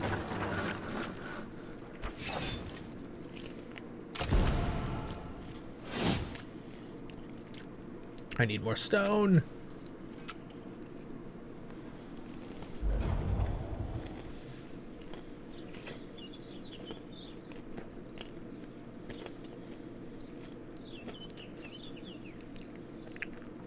Oh, that's nice of you, Cam. You don't have to do that. Whatever you're willing to give as part of Patreon is a blessing to me. Every little bit counts. I'm telling you, like, literally just having, like, we have, like, 12 Dwarven Rangers now. Like, that adds up. Like, I know everyone thinks that it seems like maybe a little, but for some people it might be a lot to give. But every little bit helps. It adds up, and then it's like, suddenly I'm like, you know, it's livable. I can get myself food. That kind of thing, right? Pay the rent, that kind of stuff.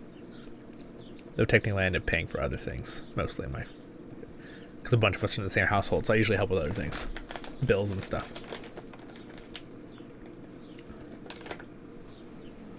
Ooh, you almost have Dane? That's so exciting.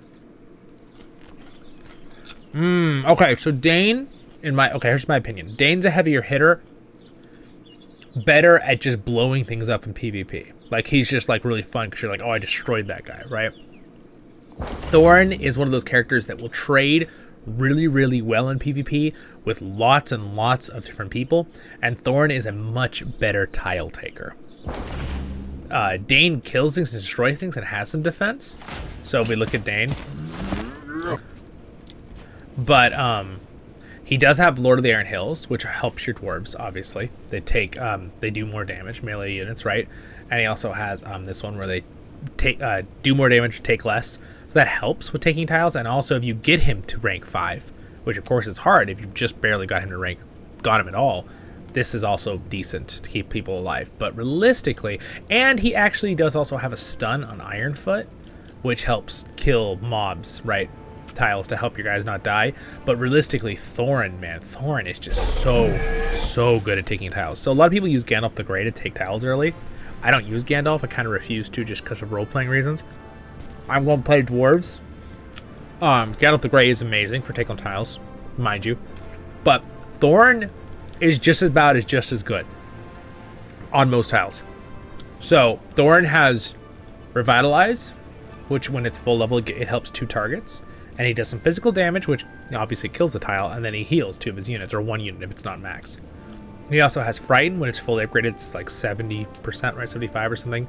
Against 2 targets on first 4 rounds. First 4 rounds. So he has a high chance to just stun over and over and over. He also has Inspire, which is a defensive buff, kind of like how Gandalf is strong. Same kind of thing, but it's focus-based. Then he has Oakenshield, which is a stacking ability that does damage again, killing the enemy, and stacks defenses on your units. And he also has Topple, which you only have to put 1 point in to make really, really good to help take tiles, because it's just a 50% chance to stun against one enemy every 2 rounds. Right? Or on round 2, so it's every 2 rounds. Deliberate Strike is a ton of damage, so if you just get him rank 1, he's already a fantastic tile taker, and I literally just trait into his early trees early in the game. Later, you can trait into King Under the Mountain, which, by the way, if you remember, Dane had that as his 3rd tree. He has it as a 2nd. And then he has Longbeard, and these are just things to buff his damage. Then he also, if you get to rank 5, he has King of Durance Folk, which again makes your units take 15% less damage when it's maxed, and they all get +2 attack, your dwarves. Again, really good. And then he's got Well Prepared. Your melee units, they do a counterattack, and your army, damage from melee, take 2% less damage, right? So your whole army gets damage reduction against melee units. So again, these first 2 trees, though, he's a super amazing tile taker. He doesn't lose a lot of troops. So if you want a guy that you really want to be reliable to take tiles early and then also be decent in PvP, Thorn is probably better, in my opinion. If you want a guy, you don't really quite care about that because you're using Gandalf the Grey or something, and you just want to be able to mock battle Dane later and get him for PvP, Dane's probably going to be a lot more satisfying because you're going to be like, I just destroyed that guy. Right? So Dane is that guy who's like, I just did 300 and, you know, I just did almost 300,000 damage with just Dane and his soldiers, because, again, he buffs his soldiers too, right? They both buff their soldiers, but Dane buffs a little better for damage-wise. Thanks, Cam. Yeah, well, if you ask me about the dwarves, I'm going to know a lot, because I've just pretty much just been using the dwarves since the game started. So, I've also used, obviously, other commanders too. I've used Theoden, Witch King, a couple other ones, but obviously my main character is Gimli. I actually find, because the way I've made Gimli, that right now, my Gimli, he's almost a little bit better than Thorin. I mean, excuse me, not Thorin. Dane in some ways in damage dealing because of his special weapon. But realistically, if you're doing free-to-play and you're just trying to get a respectable tier 3 hero, if you can get this Axe of Khazad-dûm, with this ability, Cleave, on Dane, even just maybe 2-starred, if you're free to play, you don't have a ton of golds, that will make Dane very powerful, and Dane will be very good. Because honestly, getting this ball and axe is going to take you a long. I mean, I almost have this thing maxed. It's been taking me several seasons to do this, and yes, I have put a tiny bit of money in over time, and all my things I earn, I put everything on my Gimli. So again, items like this can be good on any of the dwarf leaders: Gimli, Dane, Thorin, things like this. These are my best items I have. Obviously, I'd really love to get some more Durn's Place to refine this, so Fortified Dwarves is stronger, but I haven't gotten any. That's how it goes. And then this could be good on anyone, but I use the Warrior buff one, because Gimli and Dane are both Warriors. Basically, it gives this really cool effect, 30% chance. Only works on Warriors, though, unless you get, like, the Lore Master or the other one. It changes depending on. And, of course, if you go on your commanders, right, it says it up here. Gimli's a warrior, Dwalin's a warrior, Thorin is a leader, Theoden's a leader, Balin's a leader, Aragorn is balanced, right? Strategist is Gandalf the White. Dane is a warrior, that kind of thing. Support, Arwen's a support. And if you click on it, it tells you what is the bonus you get. Each one gets a different bonus at level 20. So, like, for example, when Theoden hits level 20, same thing for Dane. Warriors do that. So they get real strong, basically. They start just kind of, you know, beating things up more. The reason why Gimli is so strong with his weapon, though, and why he's Gimli has one of the best tier 2 commanders, being a purple commander, right? He's one of the best special weapons in the game. Hey, what's up, Cookie?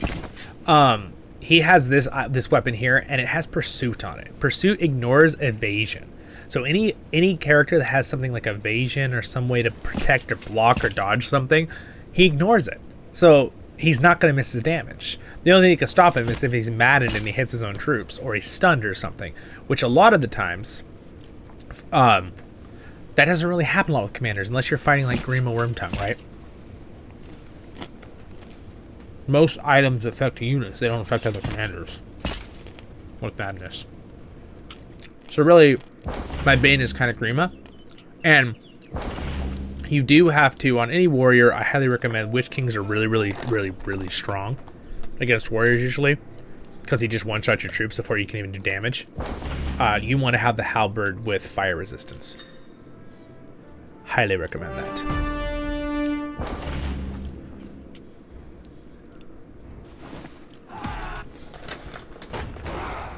In fact, if you get halberds, don't get rid of them. This item is really important. This one right here.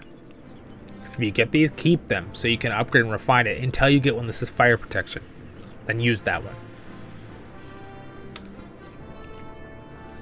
Hey, your first LOTRO character was a dwarf. Awesome. You're using dwarves, yeah. Nice. Oh, your Gandalf's rank 6. Well, that's good. You should keep using him. Oh, nice. Well, I mean, it's up to you what you want to do. You could always, you know, start trading in slowly if you find the Matham coin trader to give you more stuff, Cam. Right, but again, it's not really always a great exchange. But obviously, you can go in here and you can trade and you can refresh once a day. So, like, I didn't get anything I wanted. But, of course, if you want to use up your stuff, you can go in your items, right? Your respect. There. And then you can say dismantle. And then you could dismantle your... If you wanted to get Thorin, you could dismantle your Dane ones, right? But, again, as much as this gives you a bunch of these to trade in, it's not really a very good... you basically lose stuff to do that, so... It's up to you. I might just wait, keep holding on to both, and see if you want to maybe just get both commanders later. That's up to you. Well, hello there. Welcome. That sounds good, Cookie, to me. You're welcome to chill out. I appreciate everyone hanging out.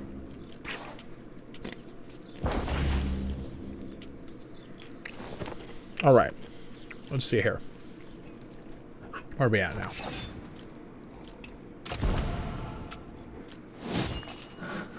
Oh, sweet. We can get that upgrading. Awesome.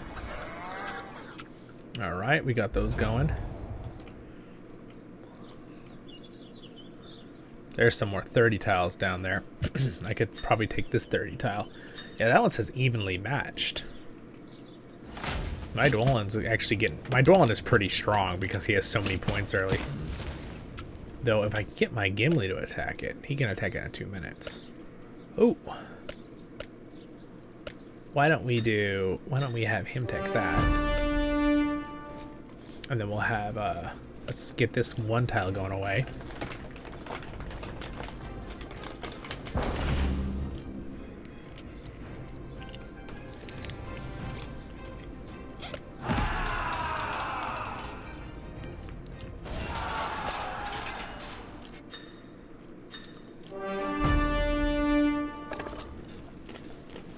Wow. Look at how good Dwalin did. He lost 12 guys. Because he did 8,000. This is why Dwalin is actually a really good commander for taking tiles too. Any of the dwarves that have minstrel, and you can throw some focus on them. I mean, not minstrel, musician, but kind of the same thing, right? A little different. But getting these heals with these buffs is very strong. It's very good early, especially if you have a commander that has a lot of respect. This tier 1 like that, very good. Something is tickling my ear. I'm like, what in the world? All right.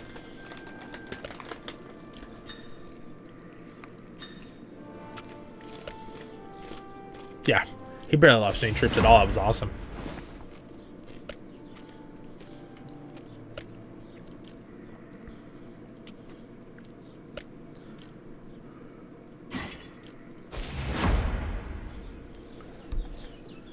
Ba-da-dun, da-da-dun, dun-dun.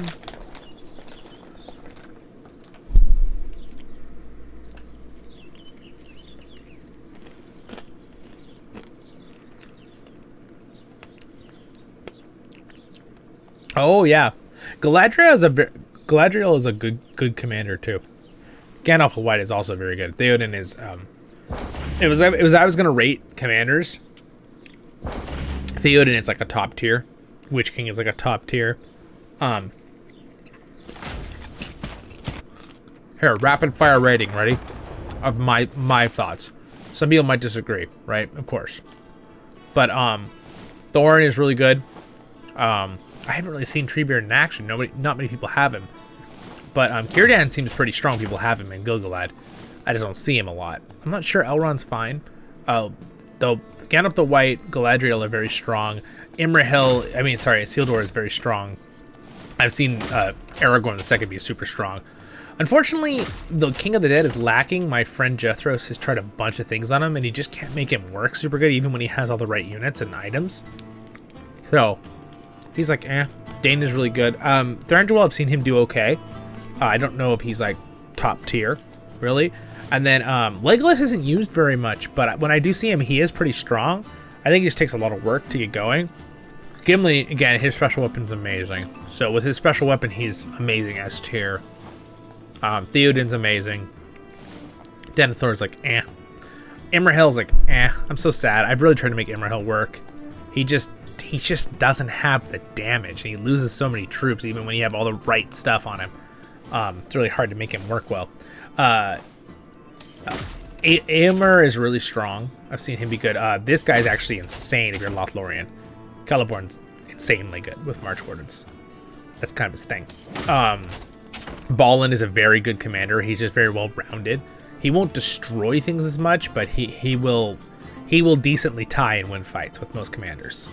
The Elrond twins, Elrohir and Eladin. I haven't really seen them in action very much, but I've seen them do decent though, so I don't think they're terrible, but I don't know if they're super great. Arwen is she's very good support commander. She just her units will not die. Kind of like Galadriel. If you trait Galadriel that way, she can heal her units and stuff. That just won't die. It's crazy. But Galadriel, you kind of want to have the damage on her because she's more of like a bursty mage. Gandalf the Grey is insanely good. Obviously S tier because he's so good at taking tiles and defending things. He's just amazing. Aragorn II is really good. He's decent he's I would say high good. Frodo and Sam are just gosh awful. It's so sad. I don't think I've ever seen a very good Frodo and Sam in 8 seasons. Anyone, even World Chat, posting anything about it. They just need a buff. They have some things that they can like counter in ways, but you have to put so much effort into them with all these perfect, amazing items that it's like not really worth it. Falcon is decent. Falcon can be a very good commander. I have him ranked 12. I may end up using Falcon this season. I might actually try to get his special item later on, but again, it's in competition with Gimli's special item, so until I finish Gimli's special item, I'm not going to touch any other tier 2 item. I have to decide between going into Falcon or going into Theoden. It's kind of what I've been thinking, but those are my highest ranks. But he's okay. Dwalin, even after the debuff on his special weapon, he's still a super good commander. Faramir's fine. Boromir is actually a really decent commander for a low level. He's pretty fine. He's good. Haldir can be pretty good. Awen is actually really good. Amazing. Hirgon's like, eh. I've seen him once or twice do like really amazing with a guy who has all the perfect items and is like, so it can work. Surprisingly, Ori is actually, I find Ori to be very good commander. So a lot of the Rohirrim commanders and Merry and Pippin are actually very decent if you have Ents and stuff. I've seen them work. They're like mid-ground good. Now evil commanders, the ones that pop out like last season I fought all the time. This guy, he's amazing. Didn't see this guy very much. I saw a whale with this one being someone that had everything on her. She was amazing then. Don't see her much more than that. This guy's okay. This guy's insanely good. Gorbog. I fought him a lot last season. Don't see Shagrat that much. He's okay though, I think. And this guy's okay. Grima, if you have the right stuff on him, can just counter so many people so well. He's way up there as a really good commander. Gothmog, I've seen him destroy as an actual fighting commander, not just as a sieger. He's obviously the best sieger in the game because he has a tree line right here that gives siege, but just for taking buildings. But actually fighting, I've seen him just destroy. So he's a pretty darn good commander. Let's see. Do I have enough to attack? Now I do. Good.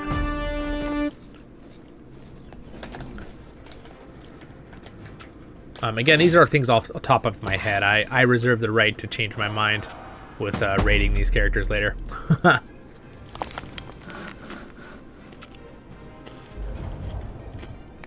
So take it with a grain of salt. These are kind of rapid fire. Alright, tier 2 evil commanders. Amazing. Mouth of Saruman is so good. He counters people. This guy's fine. I've seen this guy do good. I don't know if he's like S tier, but he's decent.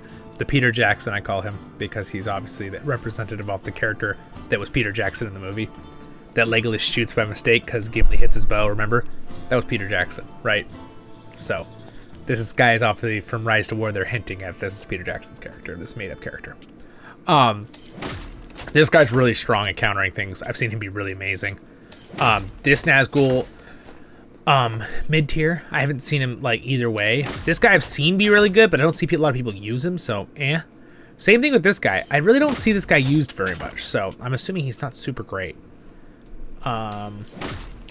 I've seen this person, again, I have no really experience with the person because I rarely fight this character, okay?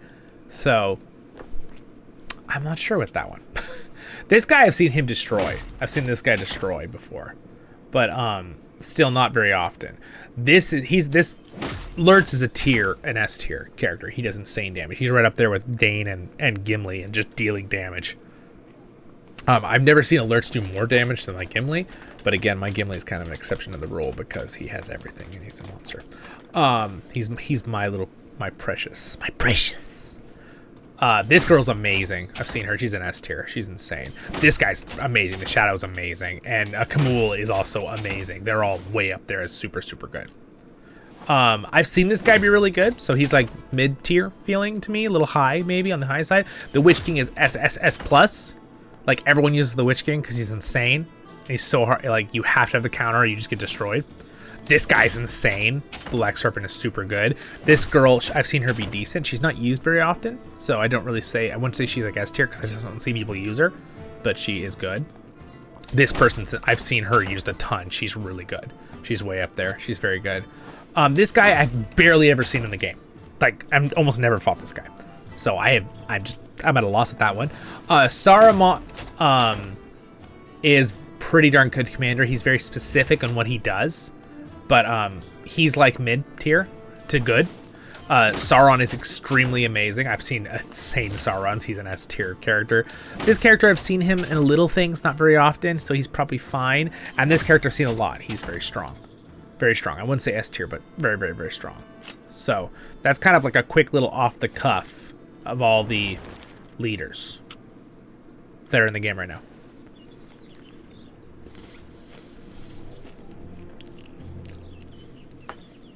Oh no, yeah. Yeah. Alright, well, I got a commander to tier 10. Boom. We are done with, we're on chapter 9. Look at that. It's a cool picture. It's like a Dwarf and a Gondor guy in front of the Argonath. Watch me, like, just be done with this chapter. Oh, almost. I need one more tile. Alright. Anyway, there's my fast rating for the stream. Hopefully that's helpful to you guys later, or if someone's watching this as a video later. Okay, so I'm going to have Gimli load up with troops here, hit this other one. I need to have Theoden also load up with troops here in a minute. I'm going to start trying to take 30 tiles here now, and then I'm going to start, once I get them full, I'm going to try to start erasing my 10s. Start filling up on 30s here.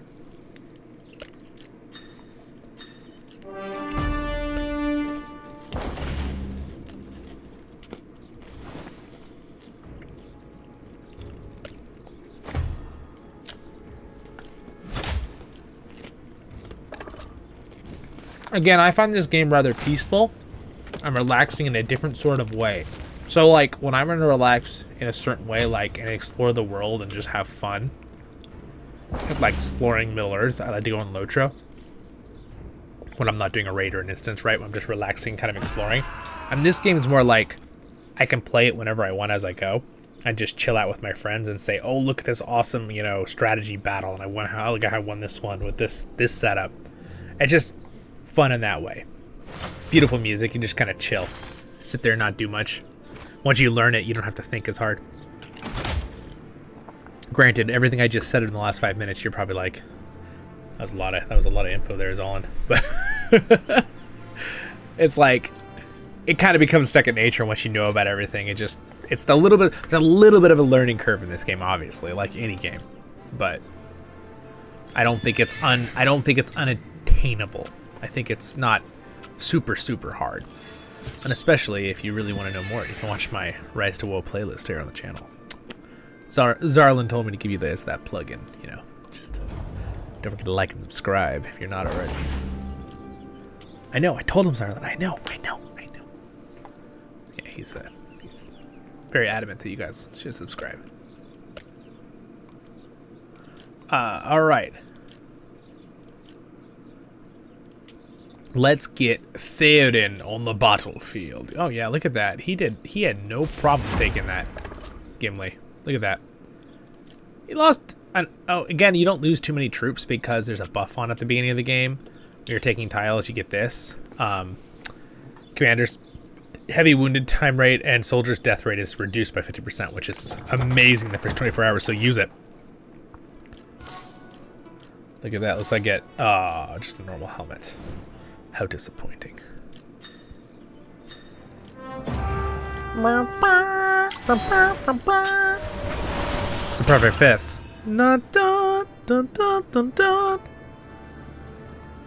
You guys know what music is. I mean, or at least theory. Sorry. Of course you know what music is. Duh. Stupid thing to say, Zollin. Stupid.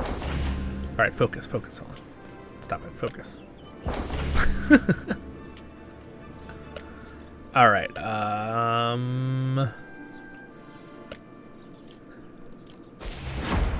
Alright, so let's see if I can take two 30 tiles with Thorin and Theoden, Horsemaster. You are not hit. Victory does not belong to you, Theoden, Horsemaster. You are a lesser son of greater sires. It's horrible, man. That part always like breaks my heart. And Theoden, like, they're such good actors, right? Like Theoden, like his face. Like for a moment he's like really hurt, you know, like emotionally, and then he just like, and then I love it that he like returns his evil with kindness because he's such a good leader. Theoden's such a great character. He's just like in the face of such evil and such spite and spitting like a snake, right? Theoden's like, no, come down, Grima, be rid of him. I know that whole part isn't in the books, okay, I get it, all right. Like that's not where, at least that's not where Saruman dies, right? Part of that is in the book, but that's not where Saruman dies. But that part was still so well done. So glad they added it back into the extended edition because I felt like it was horrible they took that out because Christopher Lee was such an amazing actor. God rest his soul. He was amazing. I mean, obviously he still is. He lives on in our memories and our wonderful shows he's in. All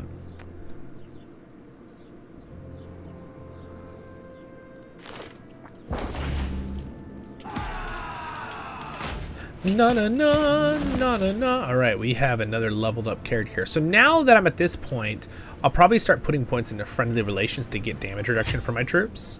Oh, actually, excuse me, that's only for dwarves. I have humans right now, so there's no point for me to put that in there. So I just wasted. I'm gonna have to. Do I respec and spend 20 for that? Yeah, I guess I respect to spend 20. So this will work for everybody because this is any units. You got to make sure you read that, guys, when you look at these things. So this is dwarves and elves. I don't have access to dwarves or elves yet, so I will just continue to keep what I had here. This works on everybody. I'm gonna start putting points into probably experienced warrior. It's good early. It's very consistent damage. Again, I hope you guys don't mind that I'm just chatting away. I'll keep answering your questions if you have any. Oh, okay, Oreo. You took a break last season? Yeah. I understand. Jethros is taking a break this season. Gotta do that sometimes. I slowed down a little bit in the one season, not last season, but the previous season. I just kind of slowed down playing a lot. I still played almost daily, but I wasn't like checking every few hours kind of thing, you know, checking stuff. I just did my best to support our team and stuff, you know, that kind of thing. Again, our first thing we will most likely take as a team here is we will probably go for the low keep. We'll probably go for the wold. And then we'll probably go for Eastman to keep later on. We're going to have to take the wold quickly. We could also go into here. We'll probably need to... Our team will probably need to secure this back area back here. I mean, we'll probably take Isengard unless there's a lot of players in Isengard. But sadly, there's never players in Isengard or Rune or Gundabad. Now, this season I heard, it's a rumor, that there's a lot of players in Rune, which is kind of exciting. So, like Mordor, Rune. So, we'll see what happens, right? We'll see what happens. I'm hoping for a balanced season. Like, with balanced... Like, we don't crush anyone, but at the same time, we're not being steamrolled by some giant armies of players. I hope it's rather balanced. I'll be excited. We purposely chose a server hoping that it would be a more balanced battle. That's why we didn't do the new one. But I am planning on taking my alt into the new game mode. So we will have some videos on that on the Rise to War playlist in the next few months. Not months, next few weeks. Because I probably won't play on it a ton. I just want to see how it works.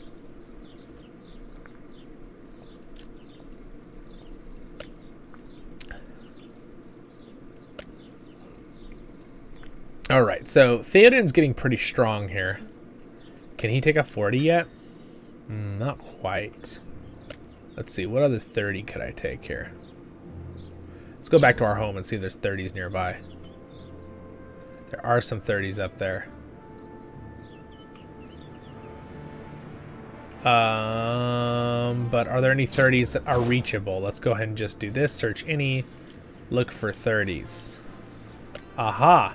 There are. We will send Theoden to that 30. We're right there. I totally missed it. That's why that search thing is great, guys. Use the search thing. The any search thing or a specific food or resource. Very handy. Oh, is there? Is there a top 5? Now I want to check. Ranking. Fellowships. Oh, there is. Oh, man. Oh, wow. We are the actual top fellowship at the moment. Okay, well, that's cool. I'm 81. Yay, I'm not that far behind. Sweet. Yeah, okay. All right, sweet. So we are gonna, maybe we'll, Rohan and Isengard are gonna team up. So in this one, Tactics, can you do fellowship team ups in this one, right? Or is that only the, rebuilding one? I think this one has the fellowship alliance thing where we get to ally with one fellowship. Maybe we'll end up allying with Gondor, I don't know. It is, strategically, it would be the most sense if one of these fellowships are big, is probably either ally with Isengard or ally with Gondor. Because if we fight amongst ourselves, everyone around us will just crush us. That's why Rohan's a really hard spot. But we decided, we voted, we wanted to do Rohan, and I'm down because Rohan's cool. And everyone wants to be Rohan. But Rohan is in an extremely difficult location in both the lore and in the real game here.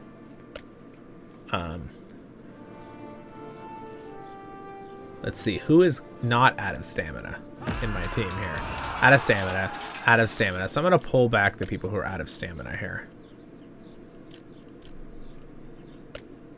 He's not, but I'm going to bring him back anyway.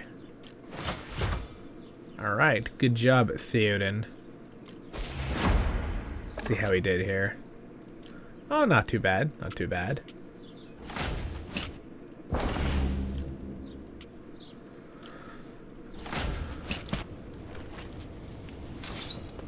All right, so let's have Theoden. Can Theoden take this? No? Oh, yeah, no. Up to another 30. Do-do-do, do-do-do, do-do. Okay, look for another 30 here. Okay, that guy's taking that one. That one, okay, 30. I want one that's easy to get to. Okay. I'm like, I don't want to take this one because this guy is obviously playing right now. And he's our other fellowship. And I wouldn't do that even if it was a random. I'm just not going to go for it. I'm going to be nice. Because I don't know, it bothers me when I'm like here and people are like coming and taking tiles right next to my base. It's like, come on, personal bubble space. Give me like a 5 to 10 radius of tiles where you don't take any tiles. So I kind of do that generally as like an honorable thing to my teammates or just faction friends. I don't take tiles right next to their base. Like, I'll give them like 3 or 4 distance, okay? Unless it's just someone who's not playing like this and just sitting there. Is this someone that's... This one's just someone in my faction. This is not a teammate yet. So this is someone just ran... Yeah. But again, these 10s and 15s will be gone in the next hour or two. I won't have them there anymore anyway. I won't be taking them.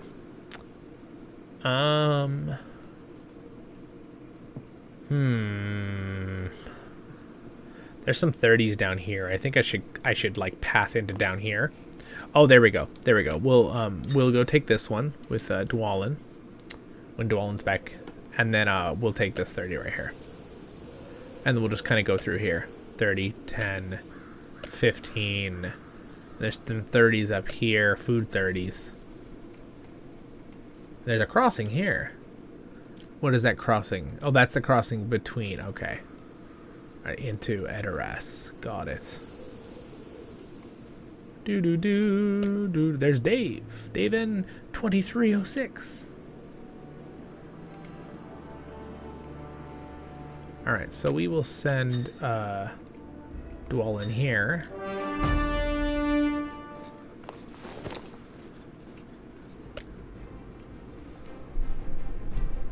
Yeah. It's true. It's true.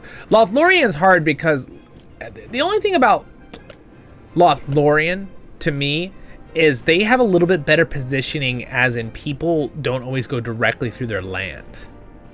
So, like, if you want to get into Eriador, most people are going to... I mean, obviously, the only thing of Lothlorien that passes through is this tunnel, but it technically doesn't go through Lothlorien. It goes up above, right? This looks like it does, but it doesn't. There's a mountain range here, all right? So, Lothlorien has all these little spots to get in. You have to get through all these ports, or both directions, to get into their capital. It's really hard to get to their capital, but it's easy to kind of go out and take all these spots and tie them up, the spots, and then go over the hill and kind of like start taking all of these on this side. They're in a hard spot because they're straight in the middle, but at the same time, strategically, they're right next to the ring, like right there. They're also right next to Eagles. They're right next to Bjornings.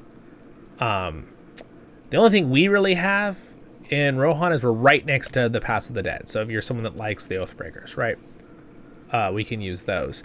I would say the hardest factions in the game, in starting spot and being in the middle, kind of, is Rohan and Isengard. That's my opinion. I also think it depends on, of course, how many people you have too. Gundabad's kind of in a bad spot too, because you're going to be that's where you cross through. So if you're not a strong faction, people are just going to run you over. So that's also hard, like kind of like Lothlorien. Again, a lot of times big factions are Angmar, Erebor, Gondor, Mordor, right? Rune is not always huge. It gets run over a lot, but if it's not, it's in a great spot. It's yeah, that's kind of why I like the Kings of Men game mode, because the way it was, there wasn't, you know, Mordor can't like have a, you know, nice corner. There's below it too, these two. So there was more area down here to make kingdoms. Again, the Kingdoms game mode, I really, really like it. It's been my favorite so far. But yeah, I just think, I don't know. It just, Gondor doesn't really, I mean, Rohan doesn't have this. I mean, you can come in here, you can cross in here, you can cross in from the north, you can cross in from this way, you can cross in from here through the Gap of Rohan. It just, they're just so like surrounded, man. Everyone walks through their land if there's a big enemy faction. Now, granted, we're going to be a pretty big faction, so that might not be an issue this season.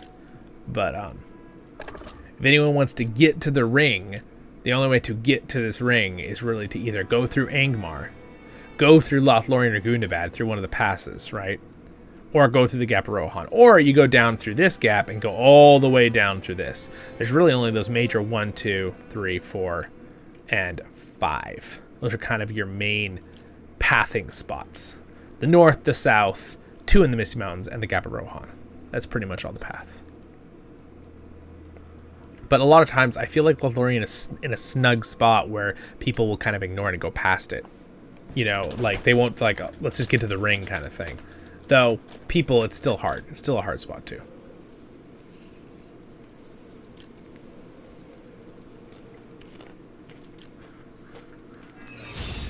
Oh, the market is completed. Wonderful. No. Welcome, everybody. Hello. There's so many of us here now. How's it going, everybody? We are starting Season 1.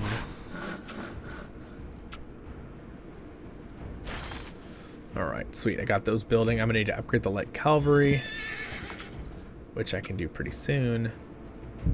I have a market to trade stuff. That's always nice. Except the trade rate is terrible right now, being a ratio of 10 to 4. Definitely recommend don't trading your resources early unless you have to.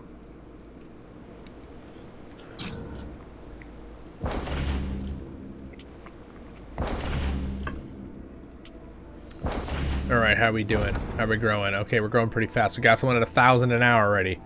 Oh, my contributes are getting up there. I'm 5th in helping contribute.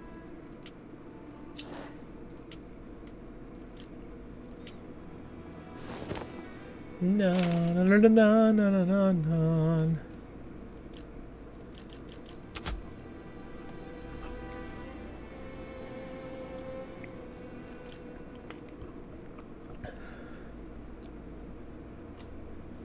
Alright, we're having lots of fun, I see already. We'll just do my favorite emoji. It looks just like me. Wait. Just kidding. So funny. I love that emoji. Yeah, getting rid of Gunda. Yeah, Gunda bad. Yeah, it's true. Yeah, it's like you really can't have them there. It's just you guys are fighting for the same territory. It's kind of like Isengard and Rohan again.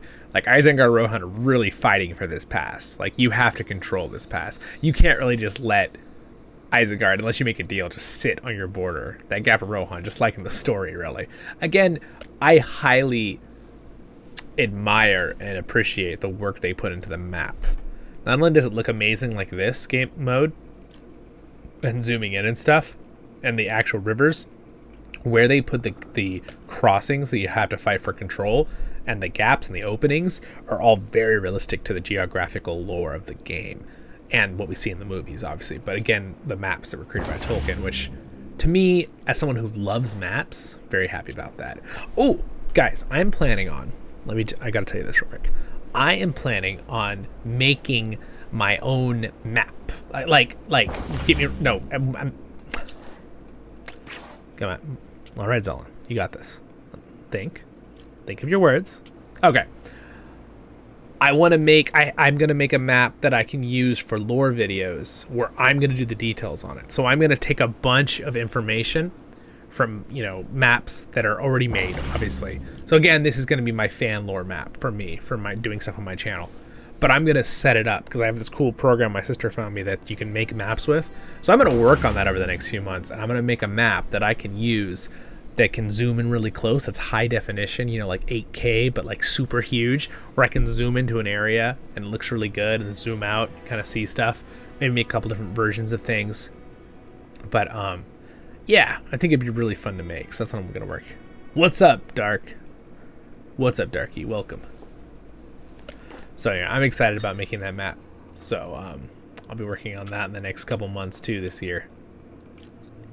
Got lots of stuff planned for the channel. I'm very excited. All right, let's see. Anybody have stamina? Everybody's out of stamina except for Thorin. Thorin can take 2 tiles right now, so we'll send Thorin out. Take some 30 tiles here.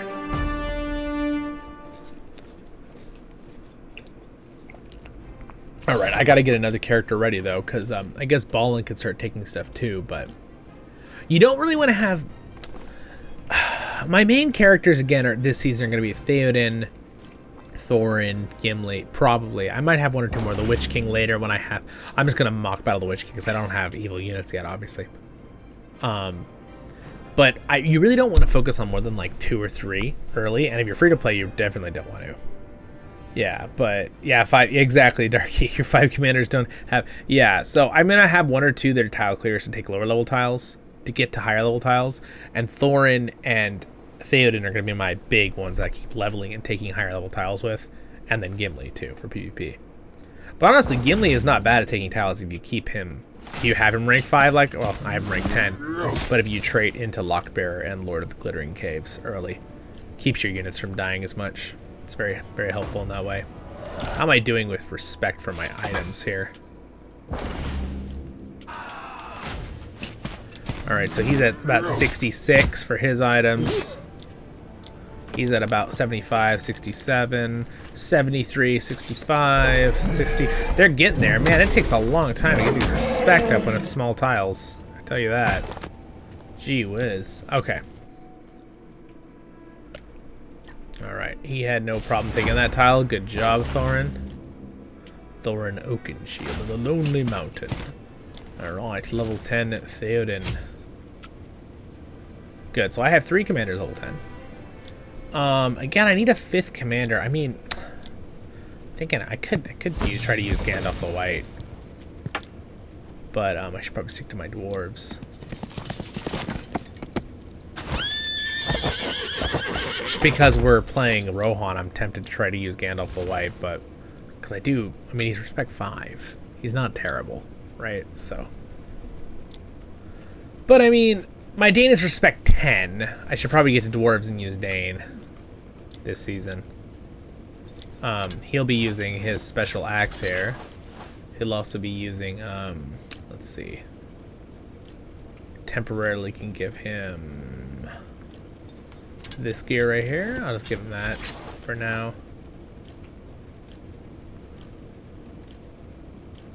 I'm just gonna give him one of these helmets for now. Yeah, we'll do something like that for now. And he'll use that drum later. But yeah, I should probably just start using him to take stuff. I could use a stun. Again, he's not very good at defending units that aren't dwarves early. So I'll just give him that. And then we'll do something like that. Alright, what do we got? Barracks is done. We need to get cavalry staples level 3. Alright, we'll get that going. Get that upgraded too. Oh, I don't have enough queues.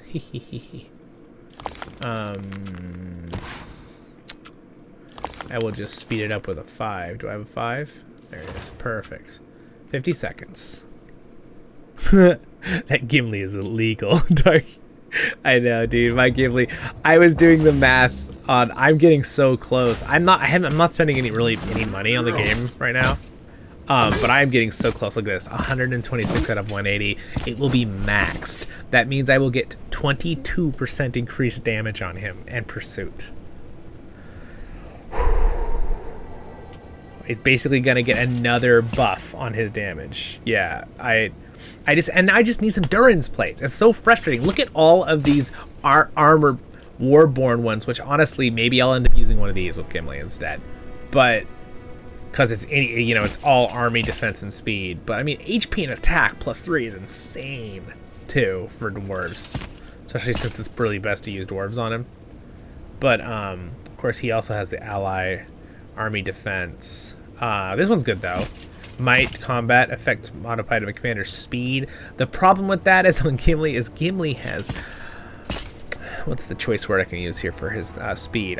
It's really questionable speed. Gimli is one of the slowest commanders in the game besides Treebeard, so doesn't really probably do that much for a multiplier. So probably just the damage reduction is better to keep his units alive. Yeah. But you know, it's always fun to experiment and explore in this game with new builds and stuff. All right, let's see. Can I take this yet with him? Oh, come on. Come on, Thorin. You can't take that? What's the difference there? It's a difference of 400 something. It's kind of risky. It's risky, precious. It's risky. Just kidding. No, we're not going to do that. We're going to march him up here and take this one.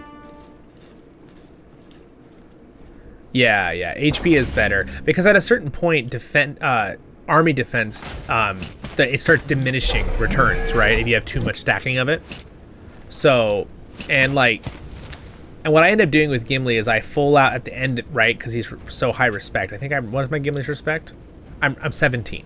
He's my highest respect, besides Zollin, who's 20. Right, they basically get all my stuff. I usually just go full warrior tree, full Durin's blood, and then full Lord of the Glittering Caves with points in maxing this out in like 1 or 2 points in heavy wound. And then sometimes if I throw in like elven bow knights or some kind of elven unit, I'll put 2 points, 1 point in this, right, to protect the elves. But realistically, he's kind of just a glass cannon. So what I do is I end up giving him, I want him to have goats so they can help give more defense breaking, which sort of stacks, just gives a better chance that he'll hit something with one of his break defenses, either the goats or his own. And then he also has his item here. I have this one, Box of Knowledge. So there's a 30% chance for the following effect to be triggered. Commander's damage increased by 9% for that hit, and Commander's physical damage ignores 30% of defenses. And I gotta remember, his special weapon also makes it where people can't dodge, because he has Pursuit. So he pretty much is guaranteed to do damage. So the big thing you don't want to happen is him get maddened and kill his own troops. Which really the only person that can really do that to commanders is a few of the evil commanders like Garima and stuff. So it's very rare to run into that.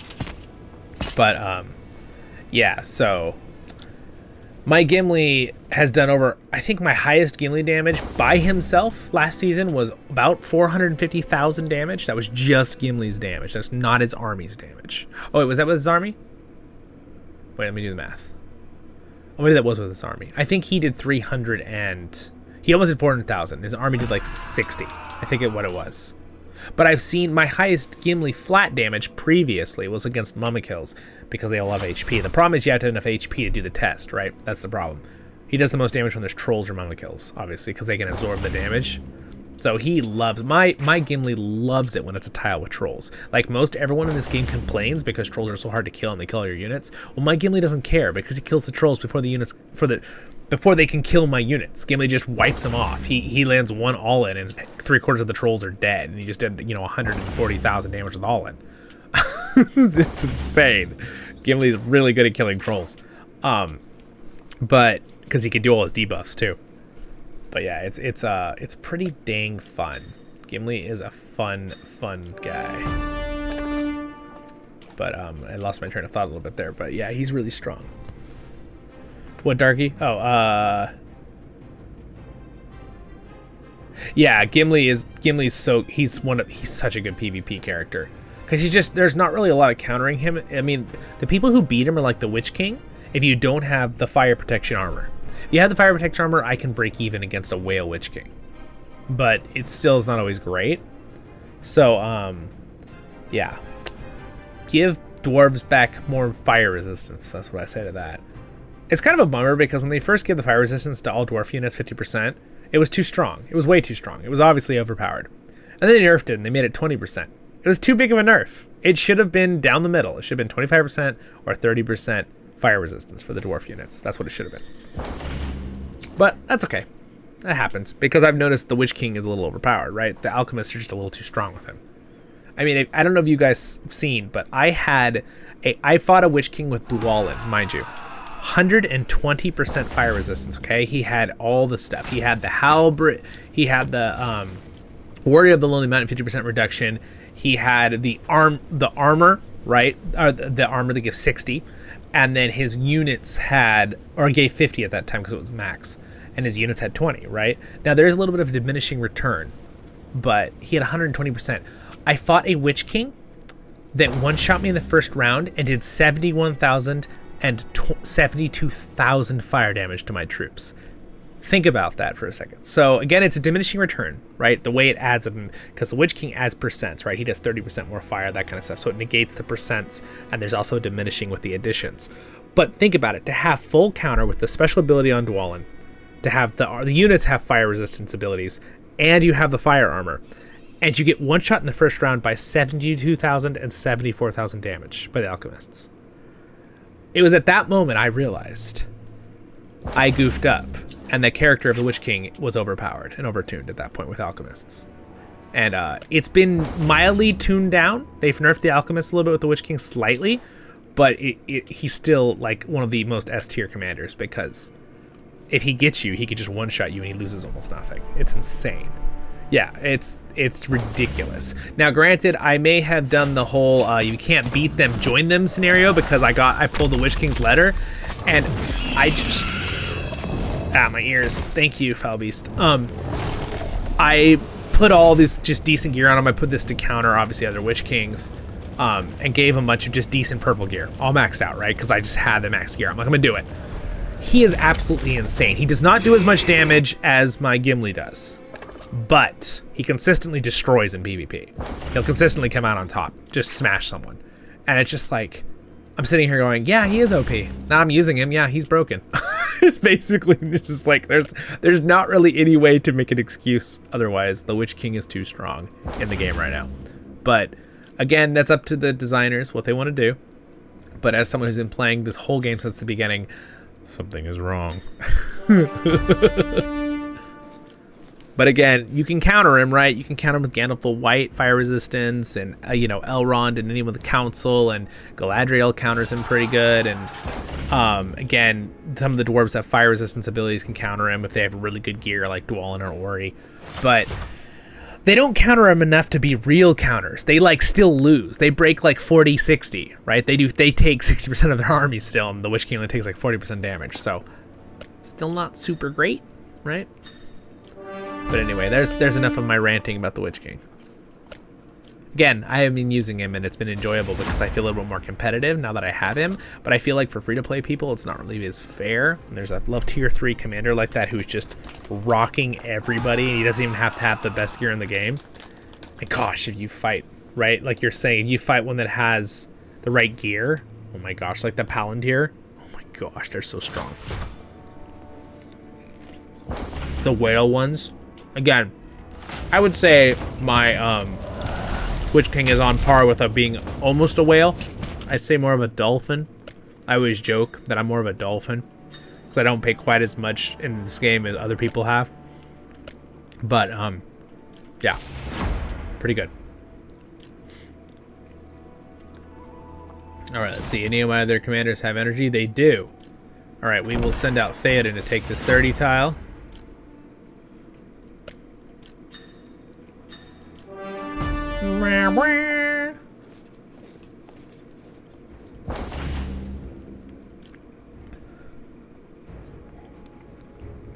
All right, we're getting there, guys. Our fellowship is doing great. I like the fact that right now our fellowship is on top of the rankings, isn't it? Ooh, well, not quite, but we're close. We're very close to being one of the top. Ooh, interesting to see a Linden fellowship.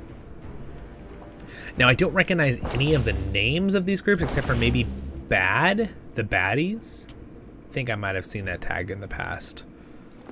Oh, look it. We know them.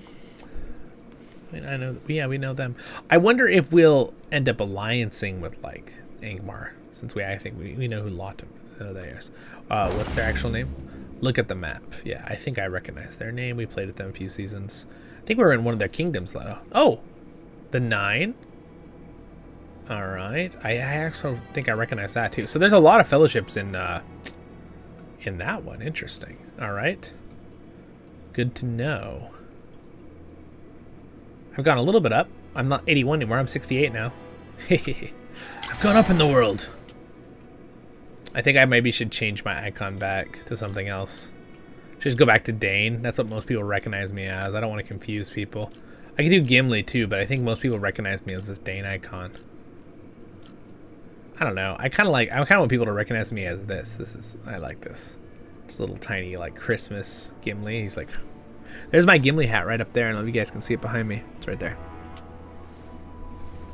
And I got the Theoden helmet, and Aemir, Gondor, and Lothlorien. All real replicas from United Coloring. They're the best. I love them. I'll be reviewing those helmets more on my replica list too soon. This year, we'll be doing that. Being New Year's resolution. We'll do it. We will review them on the collection playlist. Alright. And I will link where you can buy them if they are still for sale that I know of. Alright, Alright, let's see. Who else is ready to come back into the fray? Gimli looks like he can... I'm curious. Can Gimli take a 40? I'm going to see if Gimli can take this 40. That's only off by 10. Gimli can do it. Come on, Gimli. You got this. What, the answer to what question? I think I might have missed it. Is there a way? Oh, sorry.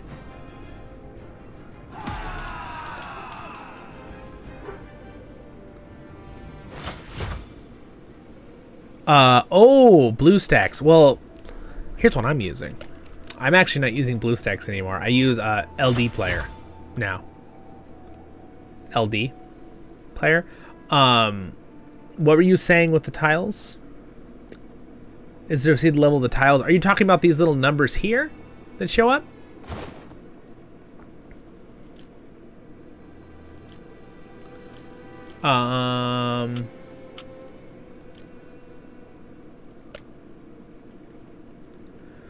Yeah, I think that might be, is that just settings? Might be a game settings thing. Nope. Nope, nope, nope.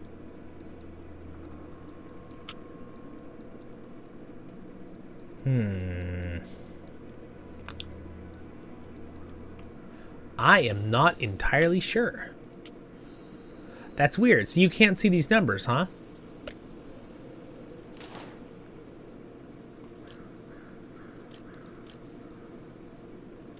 Oh, is it this? No, that's different. That's different. That's organizing this. I was thinking maybe it's this.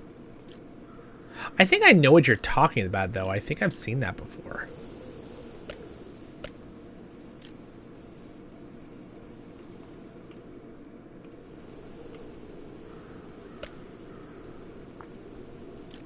Hey, Gimli took the 40 tile.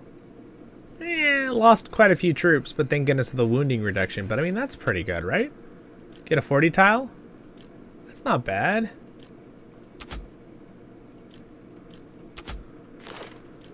Yeah, it's not bad at all.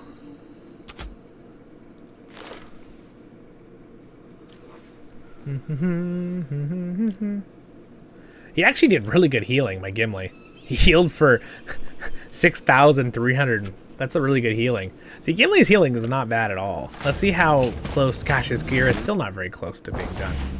Takes forever to get that gear finished. His gear is not even done. So my Gimli stats are already this good. And when these are all done, his might is going to go like up another like 40 or 50 automatically. Boom.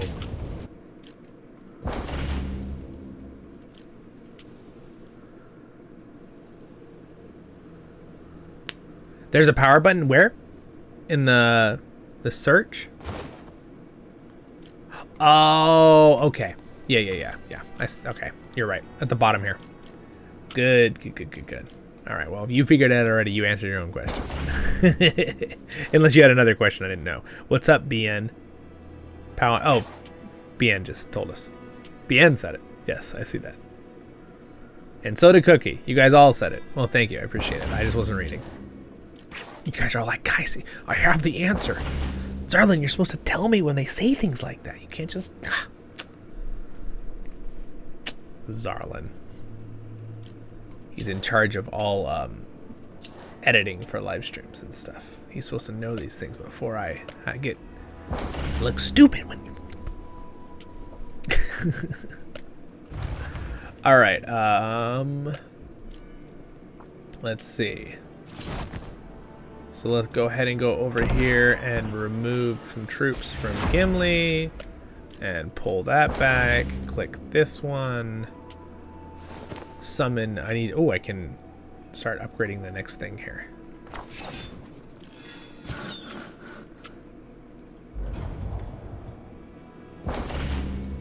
Again, I'm really sad that they didn't put the help button right here above Fellowship. Or like to the side or something. You have to click and go inside and click it every time. Oh, it's such a inconvenient thing in the game. It's driving me crazy for like every season. It's like they've done a lot of good stuff. I'm glad that they finally added this search engine here right here, level and performance, because I'd been wanting one of these for like 5 seasons and I kept talking about it. But I'm glad they did that.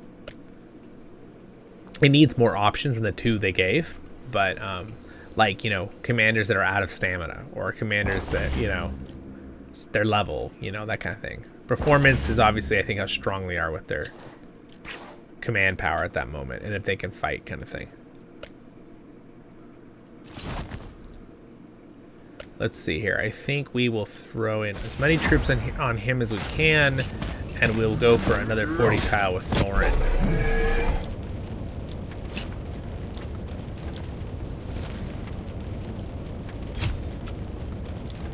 Bum ba dum bum bum bum bum.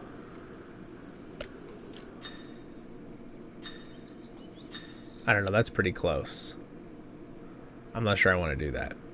He might lose a lot, like way too many troops.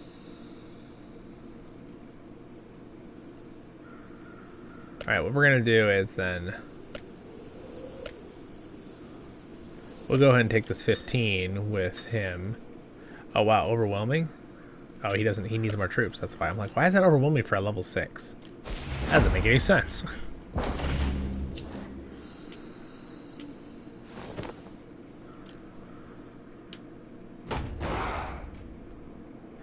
Exactly, Oreo. Exactly. It's really, it's kind of infuriating a little bit.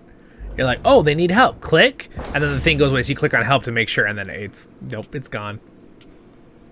I honestly think they should make it. Here's another thing they need to fix with that. I don't think it should just be 5 people that can help. I think they need to design it where like 5 people can help speed it up, right? The first 5 people. But if more people are there, that any number of people can help a little bit, as in you're helping when you click it and it gives you some points still. So everyone can get credit for it. Because it's kind of annoying that it's like a race, you know? I don't like that either. There's a lot about that helping system that needs an update. It needs to be more convenient to get to. It needs to be maybe where more people can, because it's really important for all of us as a fellowship to be able to earn the points for the store, right? To be able to get the travel things and stuff, especially if you're free to play, and you know, the horns and stuff. So I feel like they should make it where you could earn these a little easier, because at the end of the game, people are all done building and you rarely help anyone. So you're rarely earning those. So there's got to be another way to earn those too, that's more consistent the whole game and all the way to the very end of the season. Oh my gosh.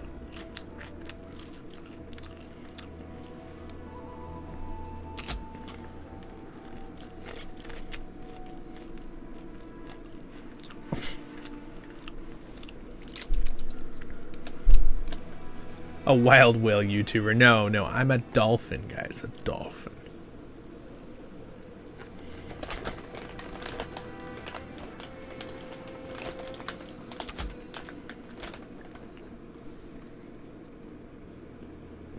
Oh, nice.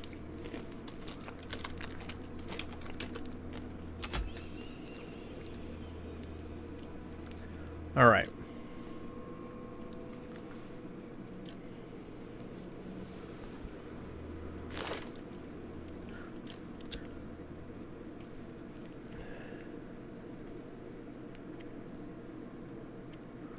Yeah, exactly. Yeah. I know it is, and it's, again, they can make other incentives. Like, what if they did a daily incentive, right? Kind of like they do with a daily roll thing.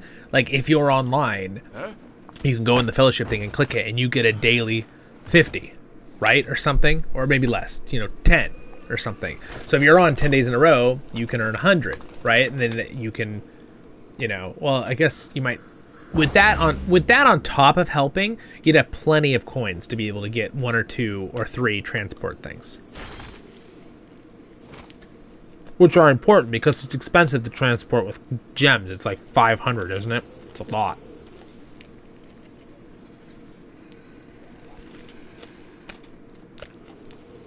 Right, I gotta upgrade one person to level 13. That's always lots of fun.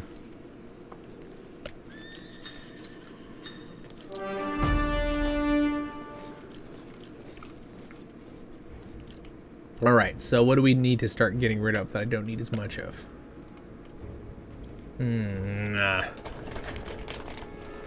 Probably... Let's see. When do I get to upgrade my ring again? Level 10. We're not even close.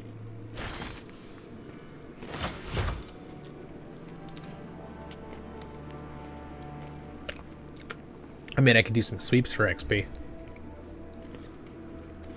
Not a very good use of my stuff, though. Or my units.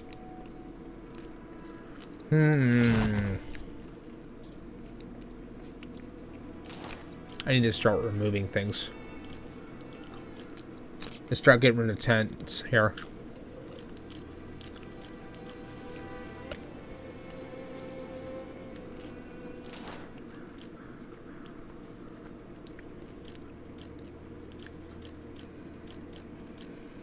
There. We'll just start removing 10s. So I can start doing 30s and 15s more. Yeah, the level 10 thing and the level 13 thing is really where you start getting stuck. Now granted, if I wanted to. I'm kind of sad I don't have any more pots that come over with me. The mana pots that you can use once on your each command every 24 hours.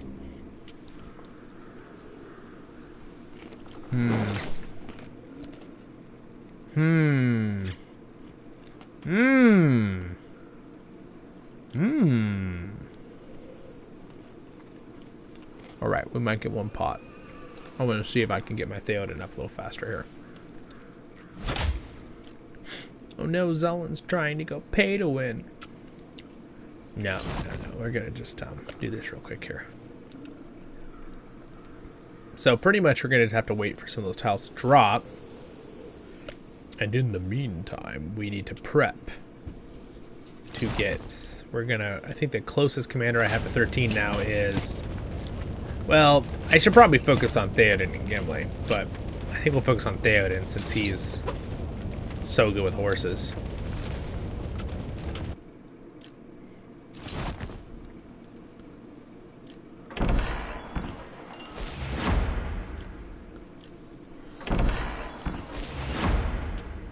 Alright, we go in here.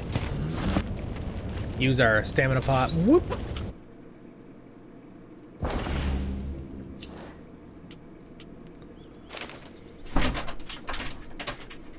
Oh, I think my dog is trying to get in. Hold on. Is that you, Brody? Are you trying to get in the room?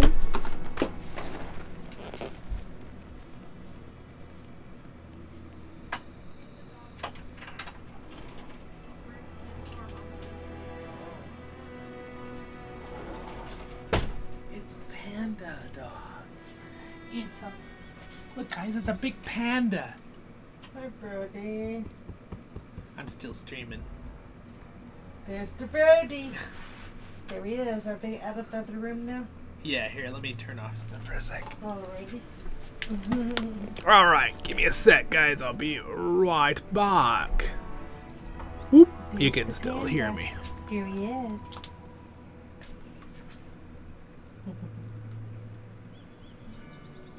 Oh, you're a good dog. You're a good dog. He's a good dog. Alright. I turned that off for a second. Here's this. There's your... Do you see that? Thank you. Go on, follow Mama. Out you go, panda dog. Go to Mama. No.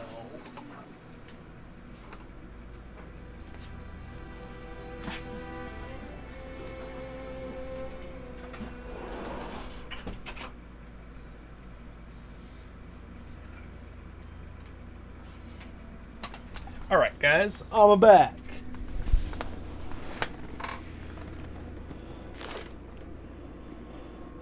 Whoop.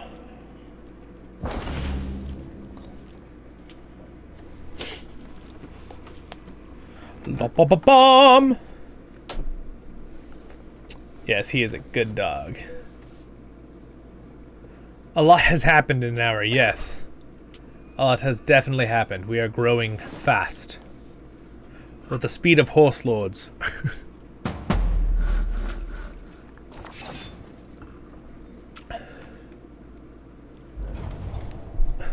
Alright, sounds good. I know, I'm over here like... We've gotten a good amount of stuff done. I'm kind of, since I'm starting to slow down with how fast I can do things, I'm thinking I might do a little bit more on the phone before bed in a little while here. But we'll keep going for a little longer here on the stream.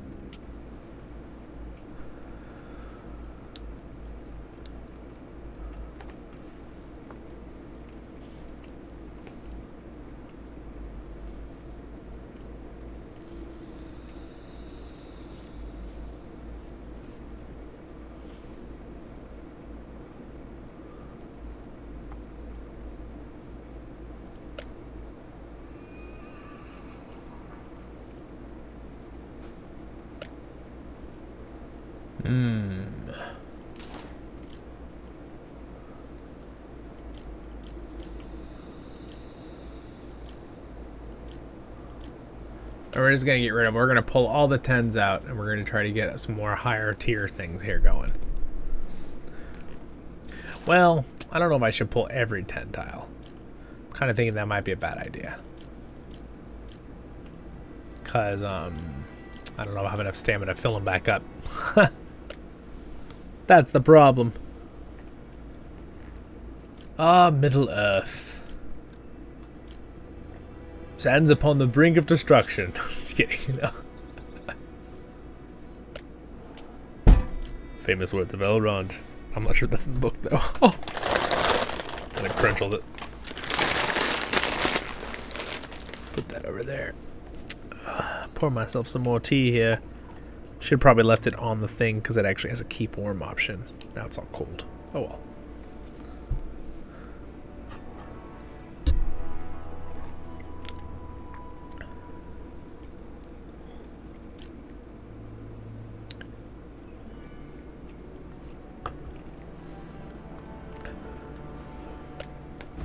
It's Zeus. He's here. He's alive. Ba-na-na-na-dee-dee-dee-dee.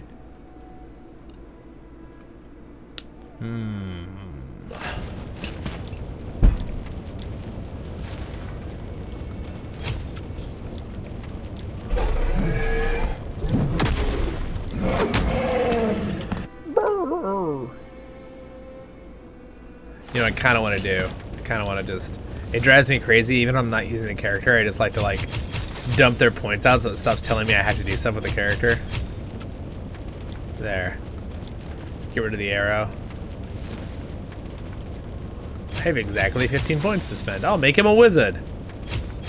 You're a wizard, Harry. I mean, Gandalf.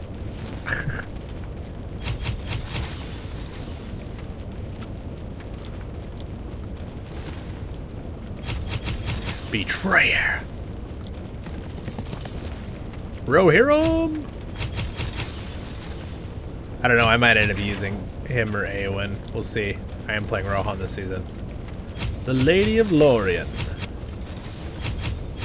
Much better title than other titles that may have been given to Galadriel in recent things.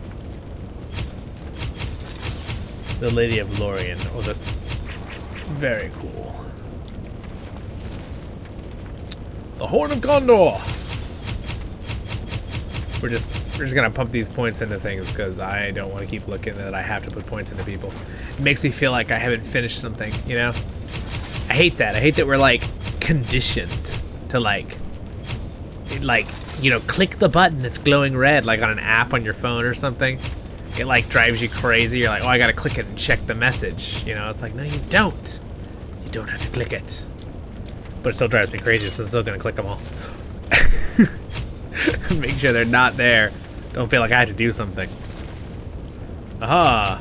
The Kingly Kin. Dude, Gil-galad is such a cool character. I must say, without bringing up too much, the Gil-galad in Rings of Power looked like Gil-galad, but the way he acted was not what I feel like in the books at all. I was a little bit disappointed in that character. And a couple others, but we'll just stick with that. We won't go into that. Again, there were things I still liked in it, but it's kind of rough that I had to like pick and choose what I liked. I kind of just wish I would have liked it and everything, but oh well. Oh well. Not the end of the world. No, no Cookie. No. We don't want that. We don't want that title. Because she's not. She ends up being the lady and leader later, right? But she was never like... She was never that kind of character in the stories. And the thing is, too, what I like about it is... you know who says this really well? Liv Taylor, right? Is it Tyler or Taylor? Liv Taylor, right? The one who plays Arwen. They thought her and Peter Jackson were discussing should Arwen be at Helm's Deep with a sword and fight, and they decided not to because Liv Taylor felt like it showed there's other ways to show the strength and grace of not Galadriel, but I mean this kind of applies a little bit of Arwen than, you know, oh, make her a warrior with a sword, because obviously she went through way more than some warriors do, right? You know, with dealing with the evil of Middle Earth. So I thought that was cool. I thought it was neat that they said that.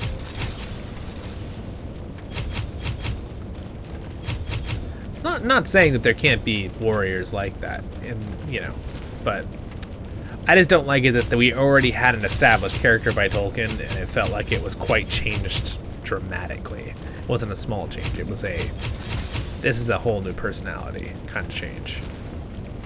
Which sometimes is refreshing and new, but in this case, I didn't like it. Just because Peter Jackson's adaptation, even Peter Jackson's isn't perfect. Galadriel is quite different in the book, even compared to that. But that adaptation was more on the lines of what I felt like the books were saying about her.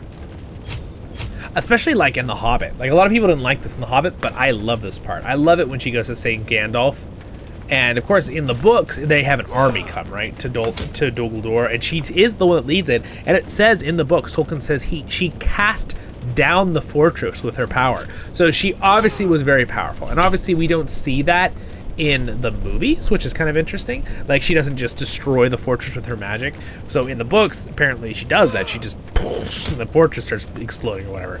But I thought it was awesome in that part where she's like, oh, you know, you will give me Gandalf, right? And then, you know, and then he's like, no, and then she just, you know, does her hand and he just disintegrates, right? And that part just gets me every time. Like, it's so cool. It's like, that's Galadriel. And see, that's one thing that I was a little disappointed in Rings of Power too, with their version. Again, I'm not gonna do anything negative, no negative. I'm only gonna talk about little critiques and little things. But I didn't like the fact that they had a lot of opportunities to show her use some magic. So there's not a lot of magic in Middle-earth because Tolkien didn't really focus too heavily on it, but there obviously is, and obviously there are still characters in Rings of Power that use a lot of magic, right? But I felt like they missed a couple really beautiful opportunities to let her use some magic. Like, for example, when the volcano goes off, it would have been cool to see her do some kind of spell that blocked the fire coming, right? The Nuiadante, that fire heat wave, right? Of smoke and ash. That would have been really cool. That was the perfect moment. And you know what else that would have totally put at ease in my mind from a scientific point of view and a realism point of view? Of them surviving. It's a great idea, right? It would have been perfect. Like, I thought that's what was going to happen in that part. And then it didn't happen. It went over and they all survived. And I was like, and for one, that was 300-400 degrees. They're not going to survive, right? But that's okay. In fact, if you guys are curious about that, I did it from a very non-negative point of view and a very just scientific-y point of view. I did a lore video on that. Can they survive? And I did a comparison between that one and Frodo and Sam. Because a lot of people say in Frodo and Sam in Peter Jackson's version that there's no way they could have survived that lava on that rock. And I actually disagree with that. I think that there is a possibility they could survive in the position they were at. But there is an argument, too, they might not have been able to as well. It just depends on several factors. But the New Year Dente one, you know anything about geological things and volcanoes, and the way they portrayed it with having, like, lightning in the cloud, which was unrealistic, but there's, like, a lightning bolt in that shot, too. But, like, the fire coming in and the heat in that cloud, I was like, it's not lovable. Now, dwarves? Could dwarves survive it? Dwarves might be able to survive it, because as we all know, dwarves have extremely high heat tolerance. They can take a fire blast from a dragon, where elves and humans can't. We know that from the first age, right? Dwarves were the only ones able to fight Morgoth's dragons, because when they get fire blasted, they were in armor, and they were able to take that 200-300 degrees temperature and not instantly die, right? They can still die, but they don't instantly die because their bodies are that's how Alu made them, right? Because they craft all the time. They're underground, heat, forges, right? So there's some believable if they were dwarves, but, and, you know, maybe there's some believability that, the elven ability to have Galadriel survive, right? Like, she just, that. But again, I think they missed an opportunity. I think they could have done that. It would have been really cool to make her do like a magical shield and block them all from that. And they had missed another opportunity too in that one spot when she looks at that little rock at the beginning when they're like exploring that fortress in the far north, Morgoth's fortress or whatever, which actually was super cool. The fortress was super cool. I really liked that part. But the whole scenes inside was like kind of underwhelming to me. But when she goes up to that little crack, she should have done like some elvish and like done something magical and it just melted away. But no, she just punches it. She's like punch, and she just breaks it open, right? It didn't feel like it feels beneath her, right? To do something like that, just punch it to me. I feel like that's what a soldier would do, a low left, footman soldier, not Galadriel. Especially when they're portraying her in the Rings of Power as this warrior leader commander. like she's got powers, like, you know, do her little magical spells, because it's not a huge difference in age at that point either, right? Like Galadriel at that point was already really old. I don't know why they're almost trying to make people think there's this huge gap of time between the Rings of Power where they set it in the time zone and Lord of the Rings, and there's not compared to an elf's lifespan. It's like talking about someone who's in their 60s and then someone's in like 61 and then someone that's like 64. You know what I mean? Like, time comparison wise, it's not a really huge difference. At that point, she already knows magic. She's already pretty wise at that point, you know, that kind of stuff. It's not like she was a brand new little elf that's only 200 years old, which, you know, Legolas and Arwen's pretty young, right? But even Arwen doesn't act like that. She's only like a couple hundred years old in Lord of the Rings. Anyway, side notes. And Arwen, by the way, if you don't know, is actually the granddaughter of Galadriel. I don't know if anyone realizes that. That's a real lore thing. So, because Galadriel's daughter married Elrond, right? Which again, Elrond and Galadriel are good friends.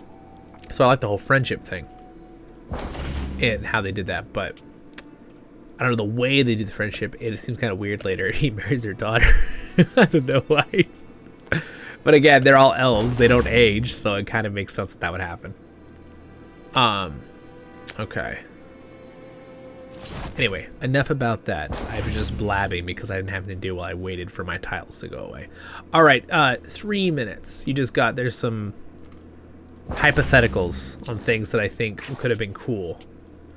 That, again, that's my biggest pet peeve of that whole series, is I felt like we could have gotten a lot better stuff. And we traded for some things that were like, eh. So overall, I'm not like a super big fan of it. But again, I'm not like an outright hater of it, but at the same time, I'm not like a super supporter of it. I'm like, eh, it's gonna be lost to the sands of time.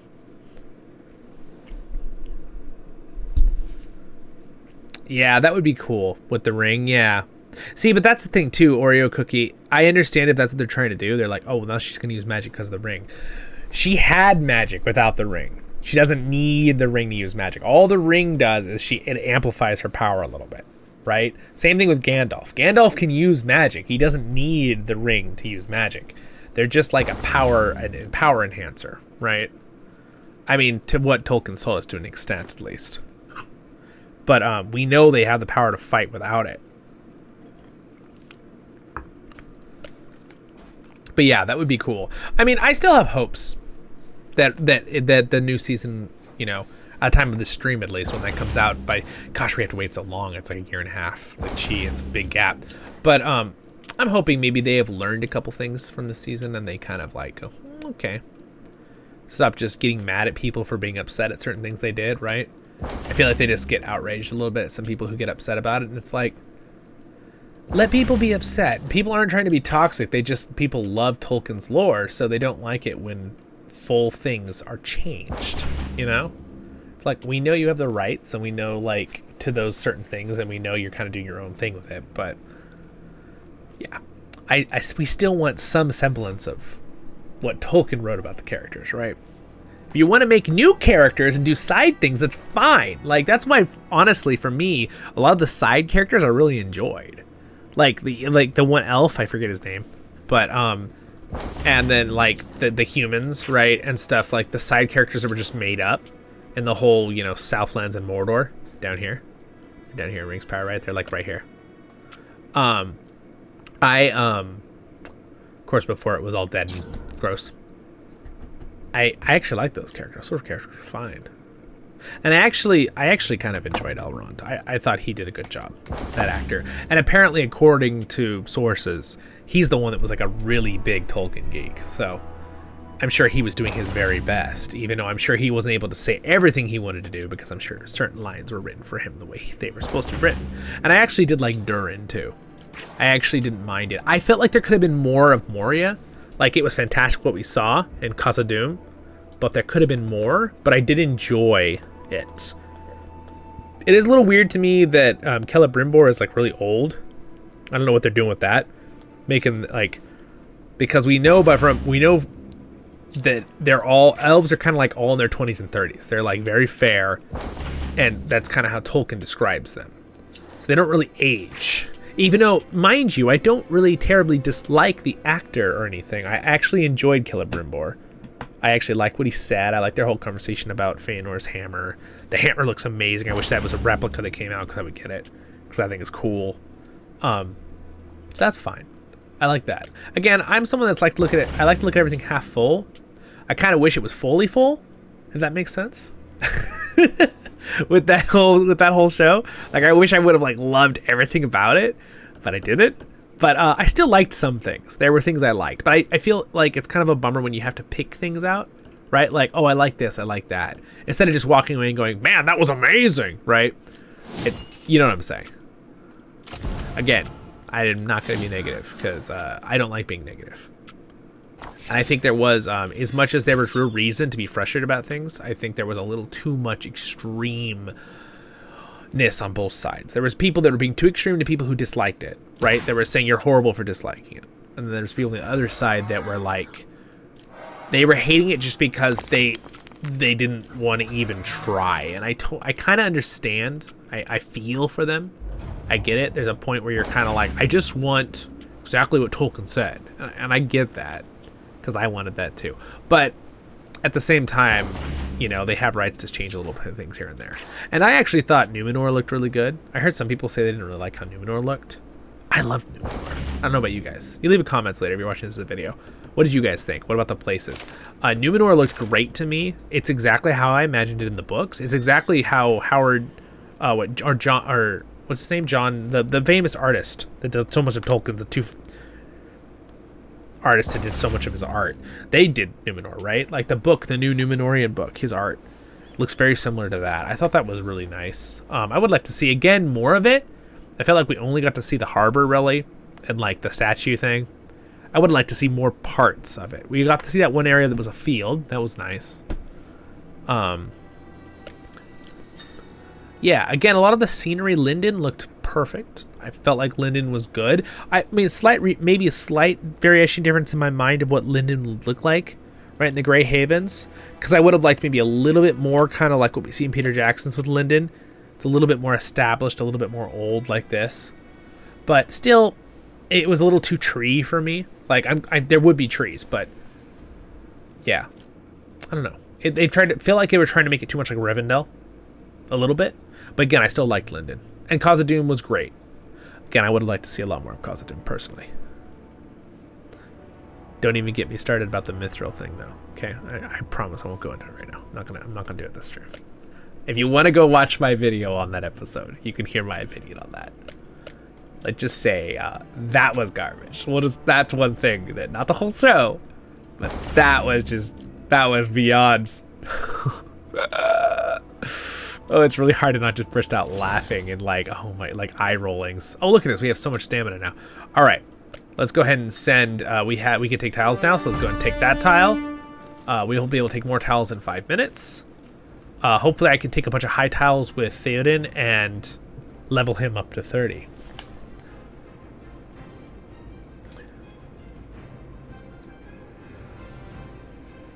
Oh, yeah. Let me catch up what you guys are saying here after I do on my little rant. Zollin, you're supposed to stop me when I'm. Yeah, you're supposed to stop me when I'm on a rant. Okay, well, he was agreeing with me, so he wanted me to keep going. Hopefully the new season. Yes, I agree with that totally. With the that she'd use magic, I definitely think so.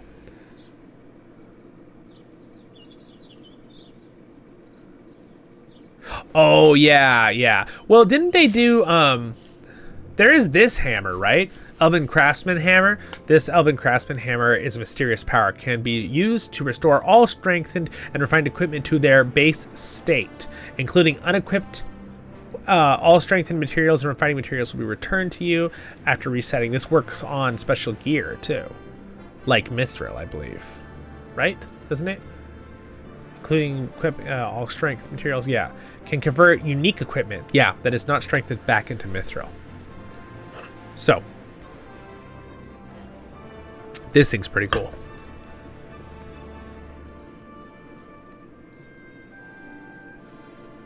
Oh, I'm sorry, Cam, with the Radagast. Yeah, Radagast can be good, but I feel like he's so good at healing, but you need to have eagles, right? Like, again, I don't have Radagast completely. I just have the new thing where it's like respect for him. I don't actually have him finished, as you can see up here. But like, if you look at his respect, we'll go into this new subject for a second here. The brown, so first 2 rounds, all units damage received, gain a chance to recover HP. Again, healing, defense. And then he's got allied and enemy units damage received. So this is that weird thing where both people take less damage. I always found that kind of weird. Allied units physical damage received. So really, you probably wouldn't use this unless you have a certain build you're doing. Round 1, he's got the wizard, right? Basically the wizard whole setup.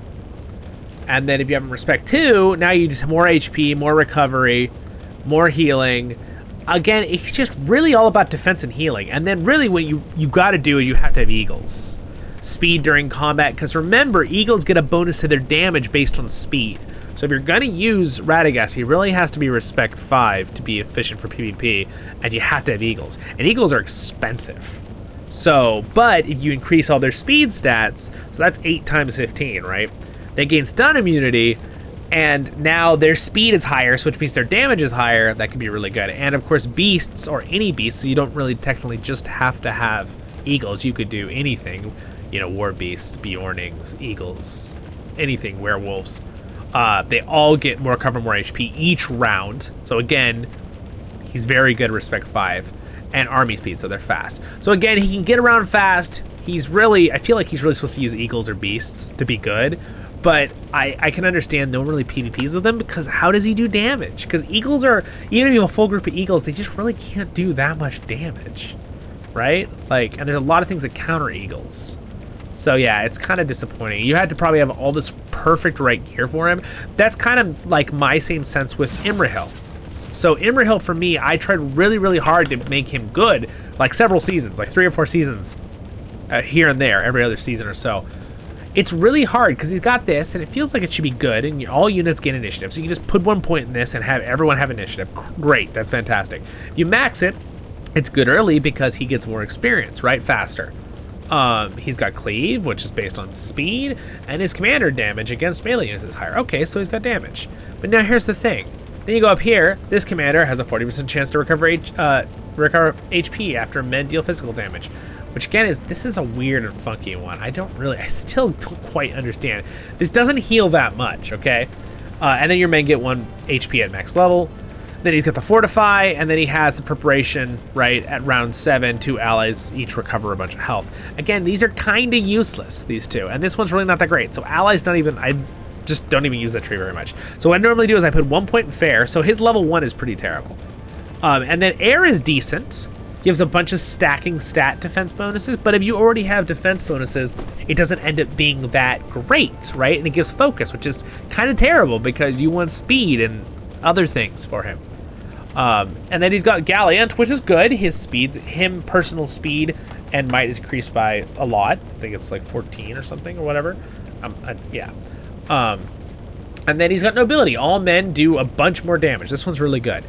Then this is his super ability, okay? So again, this one's pretty good, this one's pretty good, this one's okay, it just takes a bunch of your points. Fair is okay with 1 point in it. These are fine, but this tree I find is pretty terrible. Even I've tried to max this out to just get the extra HP.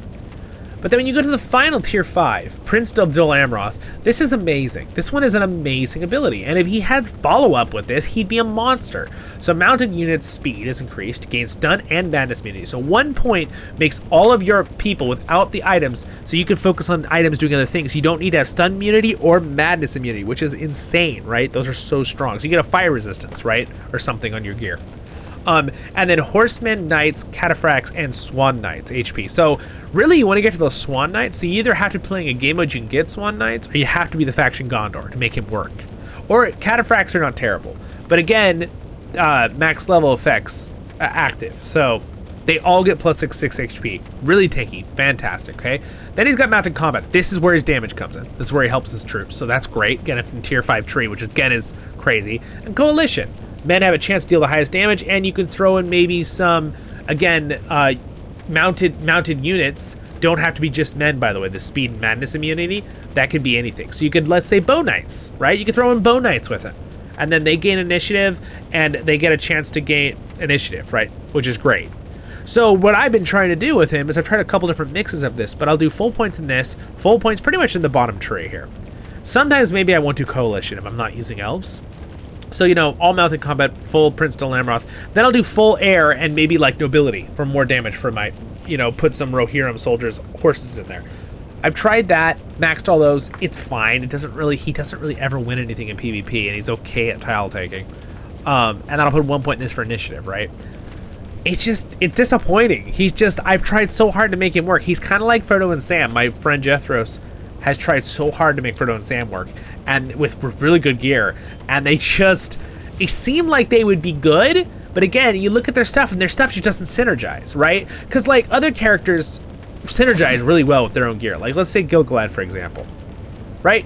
Against two enemies, deal physical damage, and he stuns, cool, and he adds might, cool. Another stun ability, cool. Oh, he gets, look, this damage carries the pursuit effect, all right? So he has a pursuit thing, cool. Okay, so that's for himself. Then this one, elf buff, melee buff, ally damage, cool, that all works together. Now White Council, that buffs your troops. Oh sweet, oh he's a leader. Oh, he defends his troops from burn damage. Oh look, we do more damage, buffing your troops. High King. Oh look, your troops get more HP. They reduce damage. Oh look, enemies' defense is down. Oh look, each elves have a chance to get follow-up. It's just like, everything about him is all synergized around debuffing the enemy or buffing his army. So he's a leader. He's of elves, and obviously elves because they're all elf type things, right? And then he has this where some stuns and some extra damage from himself. And again, the dwarves are like that too. Their stuff synergizes really well. They're either kind of leader things for dwarves or damage dealing things. Pretty much for all the dwarves. It's kind of universal for the dwarves. If you notice, if you go to the dwarves, but yeah, I find it really weird, honestly, that it doesn't. You know, it's not more. Some commanders just don't synergize well. It's like, I know they're like, oh well, you have to have the right gear and you have to pick the right path and stuff. But sometimes it just, like for Imrahil, I tried so many different paths with a lot of points at level 50, and none of them were good. And I tried different gear, purple gear that was all max level and refined, and it just wasn't very good. So I was like, I don't know. It's just a bummer when that happens. I feel like at that point, that's when they need to buff characters like that, or, you know, or nerf others. But again, I don't want them. It's hard. It's worse to nerf someone. You should just buff a weaker character, right? If other characters are working well, just buff a weaker character, then he can be, you know, competitive with the other ones, kind of thing.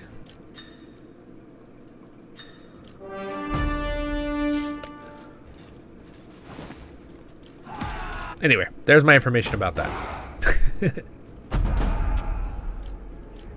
Sorry to again go on a deep dive, but good question. I'm sorry about your Radagast though. And Radagast is he's pretty good at taking tiles, but again, like the thing is too, a lot of warriors just absolutely destroy Radagast and Gandalf the Grey. Like my Gimli, since he has a open wound or whatever, he absolutely crushes Gandalf the Grey and Radagast. It's not even close. Like my Gimli he's such a counter. Like no matter what they have, what kind of units, it just ends up being where I've lost 20% of my army and they've lost almost 100% of their army one fight. So my Gimli just tears through Gandalf, because Gandalf's all about using evasion abilities too for his troops. And you know, my Gimli has pursuit. None of them work. So Gimli just hits him for full damage. Now, one thing that's good about Gandalf the Grey is he has the defensive ability. So if people are using the Grey, this one's a heal, that's fine. But again, my Gimli has open wound. He reduces healing, right? Blind, right? Deal focus damage, each effect, chance to stun. Now this is good against Gimli. Obviously, he slows troops down, but it doesn't work on commanders. Gimli does all the damage, right? My troops only do like 1/3 maybe. 2 allied units have a chance to evade. They can't evade Gimli. Gimli is pursuit. It counters evade, all right? Doesn't work.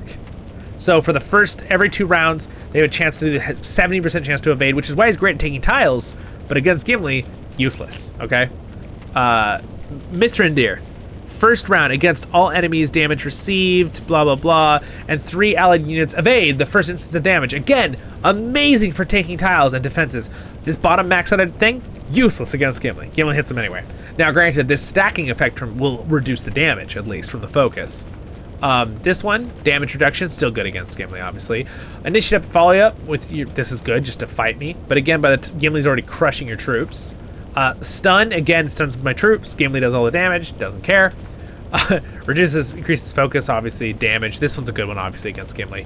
White Council, again, another stacking defensive thing. Reduces fire. This doesn't really do anything but make it a little harder for Gimli to kill them faster, so it does help. Burn resistance, Gimli's not doing burn damage. And then increased damage to trolls. Gimli's all dwarves. So again, if you're fighting on a server that you can fight good versus good and evil versus evil and vice versa, yeah, Gimli destroys those two characters. Like, I go to farm the eagles, and my Gimli can just one-shot like both armies. Usually it's both, it's not Gandalf the Grey, it's Radagast. On the eagle styles, he'll just destroy the eagles. He'll just kill them in like one hit. Both armies. He'll almost wipe the tile. He's close to 50. It's crazy. He'll do like over 307,000 on both armies. All right, let's see. Do. So if I'm about to hit level 11 when I take this next one, I might be able to try to take a 40 with because remember, Gimli was able to take a 40. So I think I might try to take a 40. There's actually quite a few 40s over here too that I could do, so I could pull them back and take the 40s there.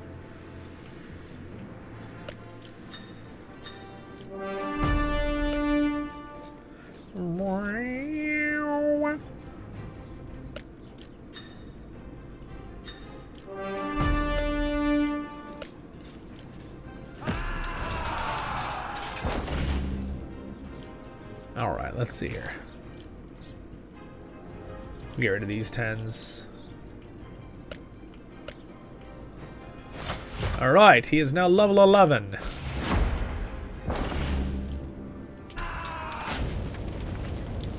All right, and he's getting very, very close now, being done with his gear, which will really boost him, make him a lot stronger.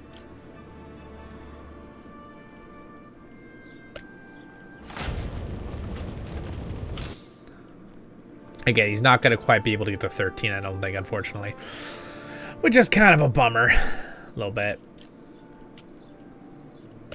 I think we'll just have him hit this one right here since he's here.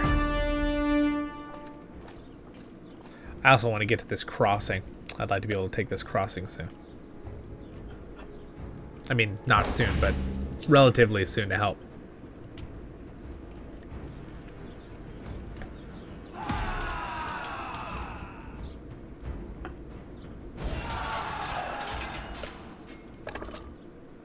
All right, again, he's having zero problems taking these 30s, which is great. He's losing very little troops.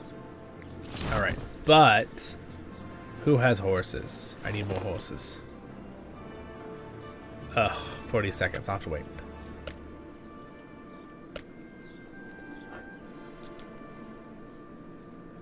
Oh, yeah. Yeah, Cam. You like him as the character they did in The Hobbit. Yeah, the movies. Yeah, I actually, my own, like, I really liked Radagast, actually, in the Hobbit movies. Some people really didn't like him. I really liked him. The only thing I could have gone without is the poop on his face. Like, I don't know what they were thinking. Like, why did they do that? I mean, I know they're saying, I would have been fine to just have him lift his hat and have little birds go in the nest on his head and close his hat. He didn't have to poop down his face. It was just gross. And he is kind of like that in the books, but he's not quite that, like, eccentric in the books. He still has he's a very thoughtful, like, Maiar still, right? So, but again, I really like how they portrayed him, and I love the part where in the books he's like, Gandalf, what if it's a trap? He's like, go, Gandalf. He's like, of course it's a trap. I love that he's all worried about Gandalf. It was really well done. I really like that part a lot. I also like the Ruskabel rabbits. I thought that was great. I know it's not in the books, but I loved it. He's like, they'll outrun you.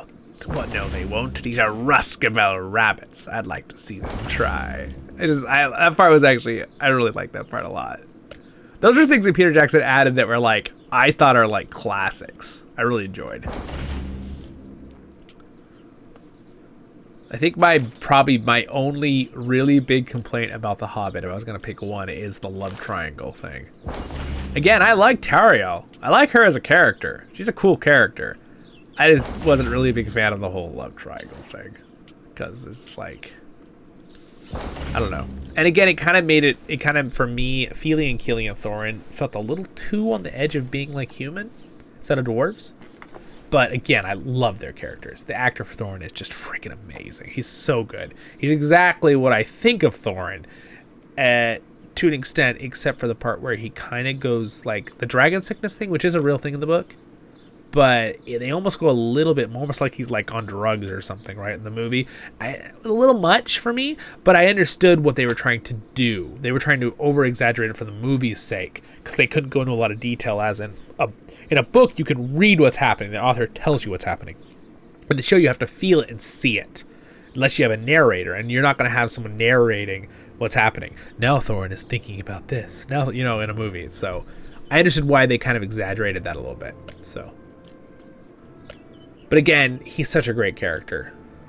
And obviously Thorin is the oldest out of all the dwarves, right? They go on the company, which they made it look like Balin was the oldest technically, and Thorin and Dwalin were kind of the middle-aged older ones. But actually in the lore, I think Thorin is like 50 or 60 years older than Balin, and Balin is like 20 or 30 years older than everybody else. So, because Thorin's like 250 years old when they go on the adventure, and he has like a super long white beard. All the way down below his belt buckle, it's said in the book. So again, something that was changed. I did not despise him being a younger Thorin. I actually kind of liked it for the movie, because it was more of a middle-aged character, right? 50s, 60s than a character that's like in their 80s, 90s. Even though there's nothing wrong with that either, right? If you're saying from a human perspective. But yeah, it's pretty good. It's pretty good. Anyway, look at this. Is good for me with Rise to War. I could just talk about all sorts of subjects and just go at it. You can hear all of my thoughts on it. But overall, for me, the first Hobbit movie was my favorite overall. I loved how they did the whole bag end scene. It was just like I felt like in the books. So it was just perfect. And how they tied it in with Lord of the Rings, Peter Jackson's movies. Really well done. The actor for Bilbo, he's just fantastic. He's so good. The younger Bilbo and the older Bilbo, obviously. But they did a really good job finding a younger Bilbo. He's just did such an amazing job.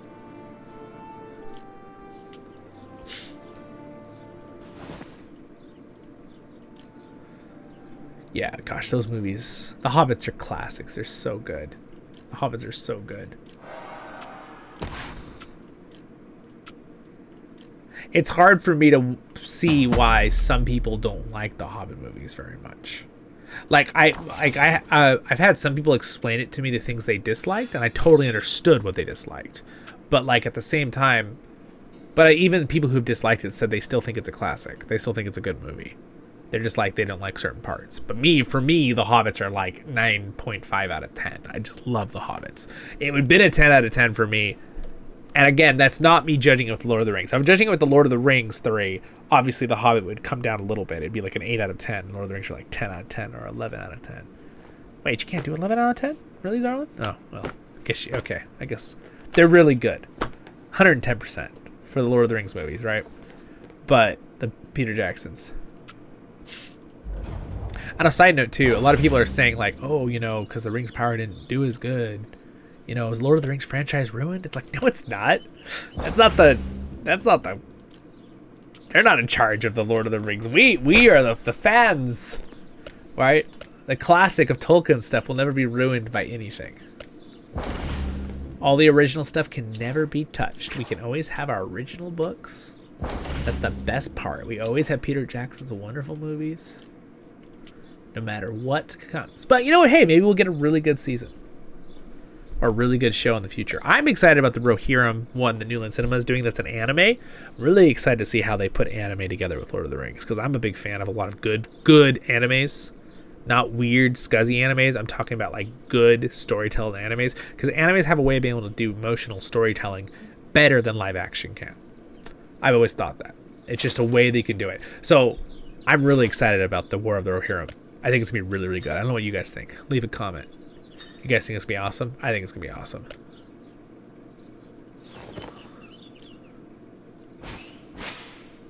Break. Send me more horses. The Lord of the Riddermark needs more horses. Let's see. And again, as you guys know here on the channel, I always give my opinion on things, but I always stay really positive because you guys don't need negativity. There's enough negativity in the world. We gotta push it out sometimes and realize that it's really not that big of a deal. We will be positive and love Tolkien's content. From Tolkien. He gave us a masterfully made, wonderful world that we will forever enjoy. Right? Oh, I'm back. Wow, we've really been going a long time. We're at like 3 hours, 15 minutes of this stream right now. And it is 3:22 a.m. in the morning. The good news is I took a big long nap this afternoon, so I don't know why I'm getting all stuffed up though. I don't know. Something's making me really allergic. Ooh, okay, so now I'm level 12. Theoden's level 12. He has enough stamina to hit 2 more tiles. Ooh. Question is, can he take 2 40 tiles and would that get him up the respect he needs? So why don't we pull back everybody who has horsies that I can use as fodder. I mean, not fodder. I mean as warriors for the cause. Just kidding, that's terrible. We have a mini horse named Freddy, if you guys didn't know. You can go look at stuff about him on my LOTRO Life playlist. He's amazing. You guys should like and subscribe. The horse says you should always do that. He's a really, really good little horse. He's a great mini horse. He's a mini American horse. I think that's what it's called. But yeah, he's great. You guys should check out that stuff. I do a lot of shorts on him and my dog Brody too. The panda dog, I call him. They're both great.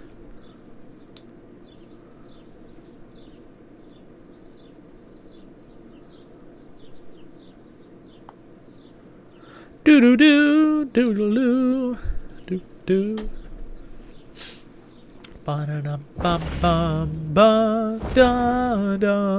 Hey, look, I'm 4th in helping people. I'm almost 2nd.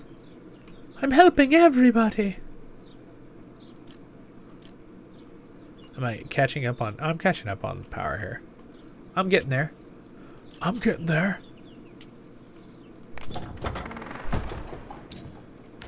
I can impart wisdom.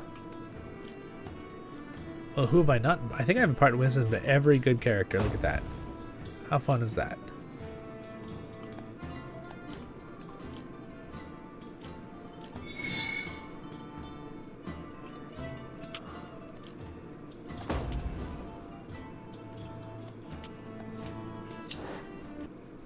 Oh, we got a reset there. Okay, well, no big deal.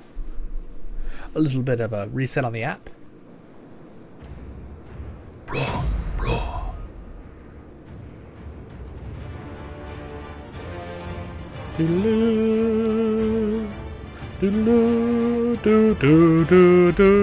You guys like that opening theme song? I have on the ambiance playlist here on the channel. I have that about like, it's like a 20-minute loop, 30-minute loop. It's a really cool little theme song there. Oh, we're about to level up our ring. Sweet. All right, let's see. We were just waiting on Thorin's horses. Do. Or I can take 2 more tiles. There's a 40 here, and there's a 40 at home. So we'll take this 40. We'll go take a 40 at home.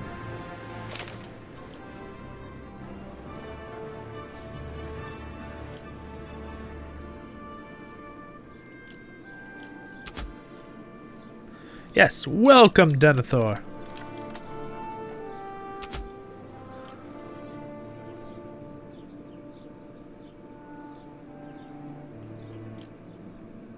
$60 power. Ooh, nice.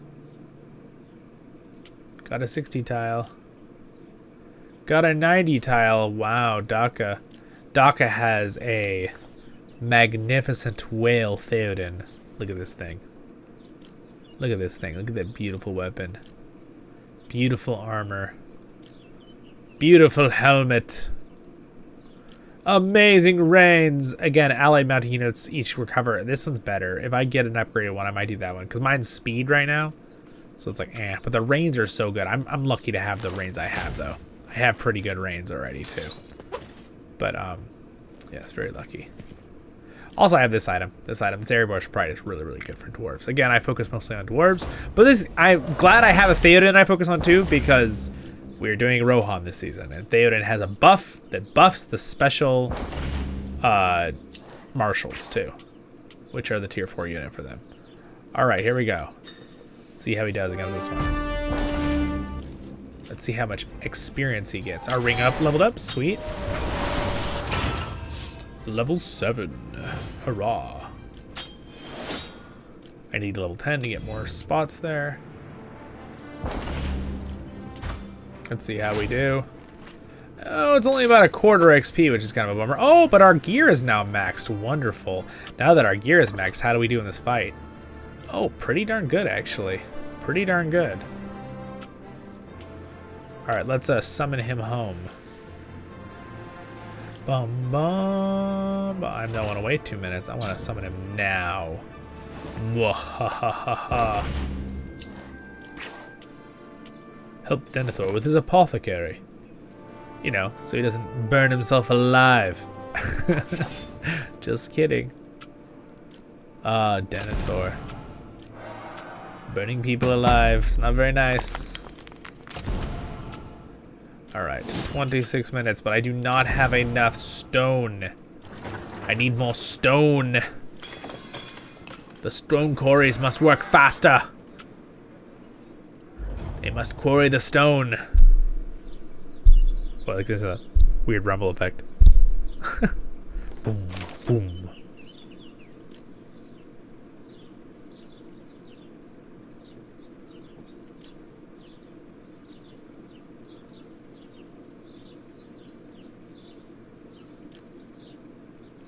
All right.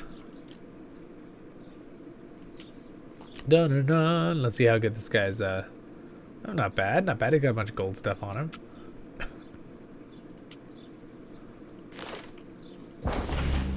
All right. That Theoden is back at our base. Let's send him out to take this 40 tile right here. I'm gonna keep taking stone because that's what I need. I need as much stone as I can get to upgrade buildings early. So early in the game, if you guys don't know in Rise to War, you want to get lots of stone, but you still need to have a decent amount of food so you can be healing people and getting stuff. So stone and food, and then you need a decent amount of iron and wood. Later in the game, once you get to end game, you really want, you're not building buildings, you don't need as much stone, you're really gonna want a lot of iron, a ton of food, and a ton of wood, because of building units. They kind of require all those things usually when you build units. So again, if you go into units here, watch when I recruit these guys, it says they need 2,100 wood for each command, 1,400 iron, and 2,100 wood, and then a certain time. And again, I am going to continue to conscript because it's important to have a lot of units, even if it's units I don't necessarily want there. All right, sweet. So how are we doing on XP? So he's halfway, which means when he has another 20, he'll hit level 13. So I can get to level 13 probably in less than an hour. But I'll probably do it over the phone a little later because I don't think we'll be playing another hour on stream, at least right now. Let's see. Yeah, I might get to bed, my friends, because it's almost 4 a.m. now. And I'm like, I'm getting a little tired. I wonder why.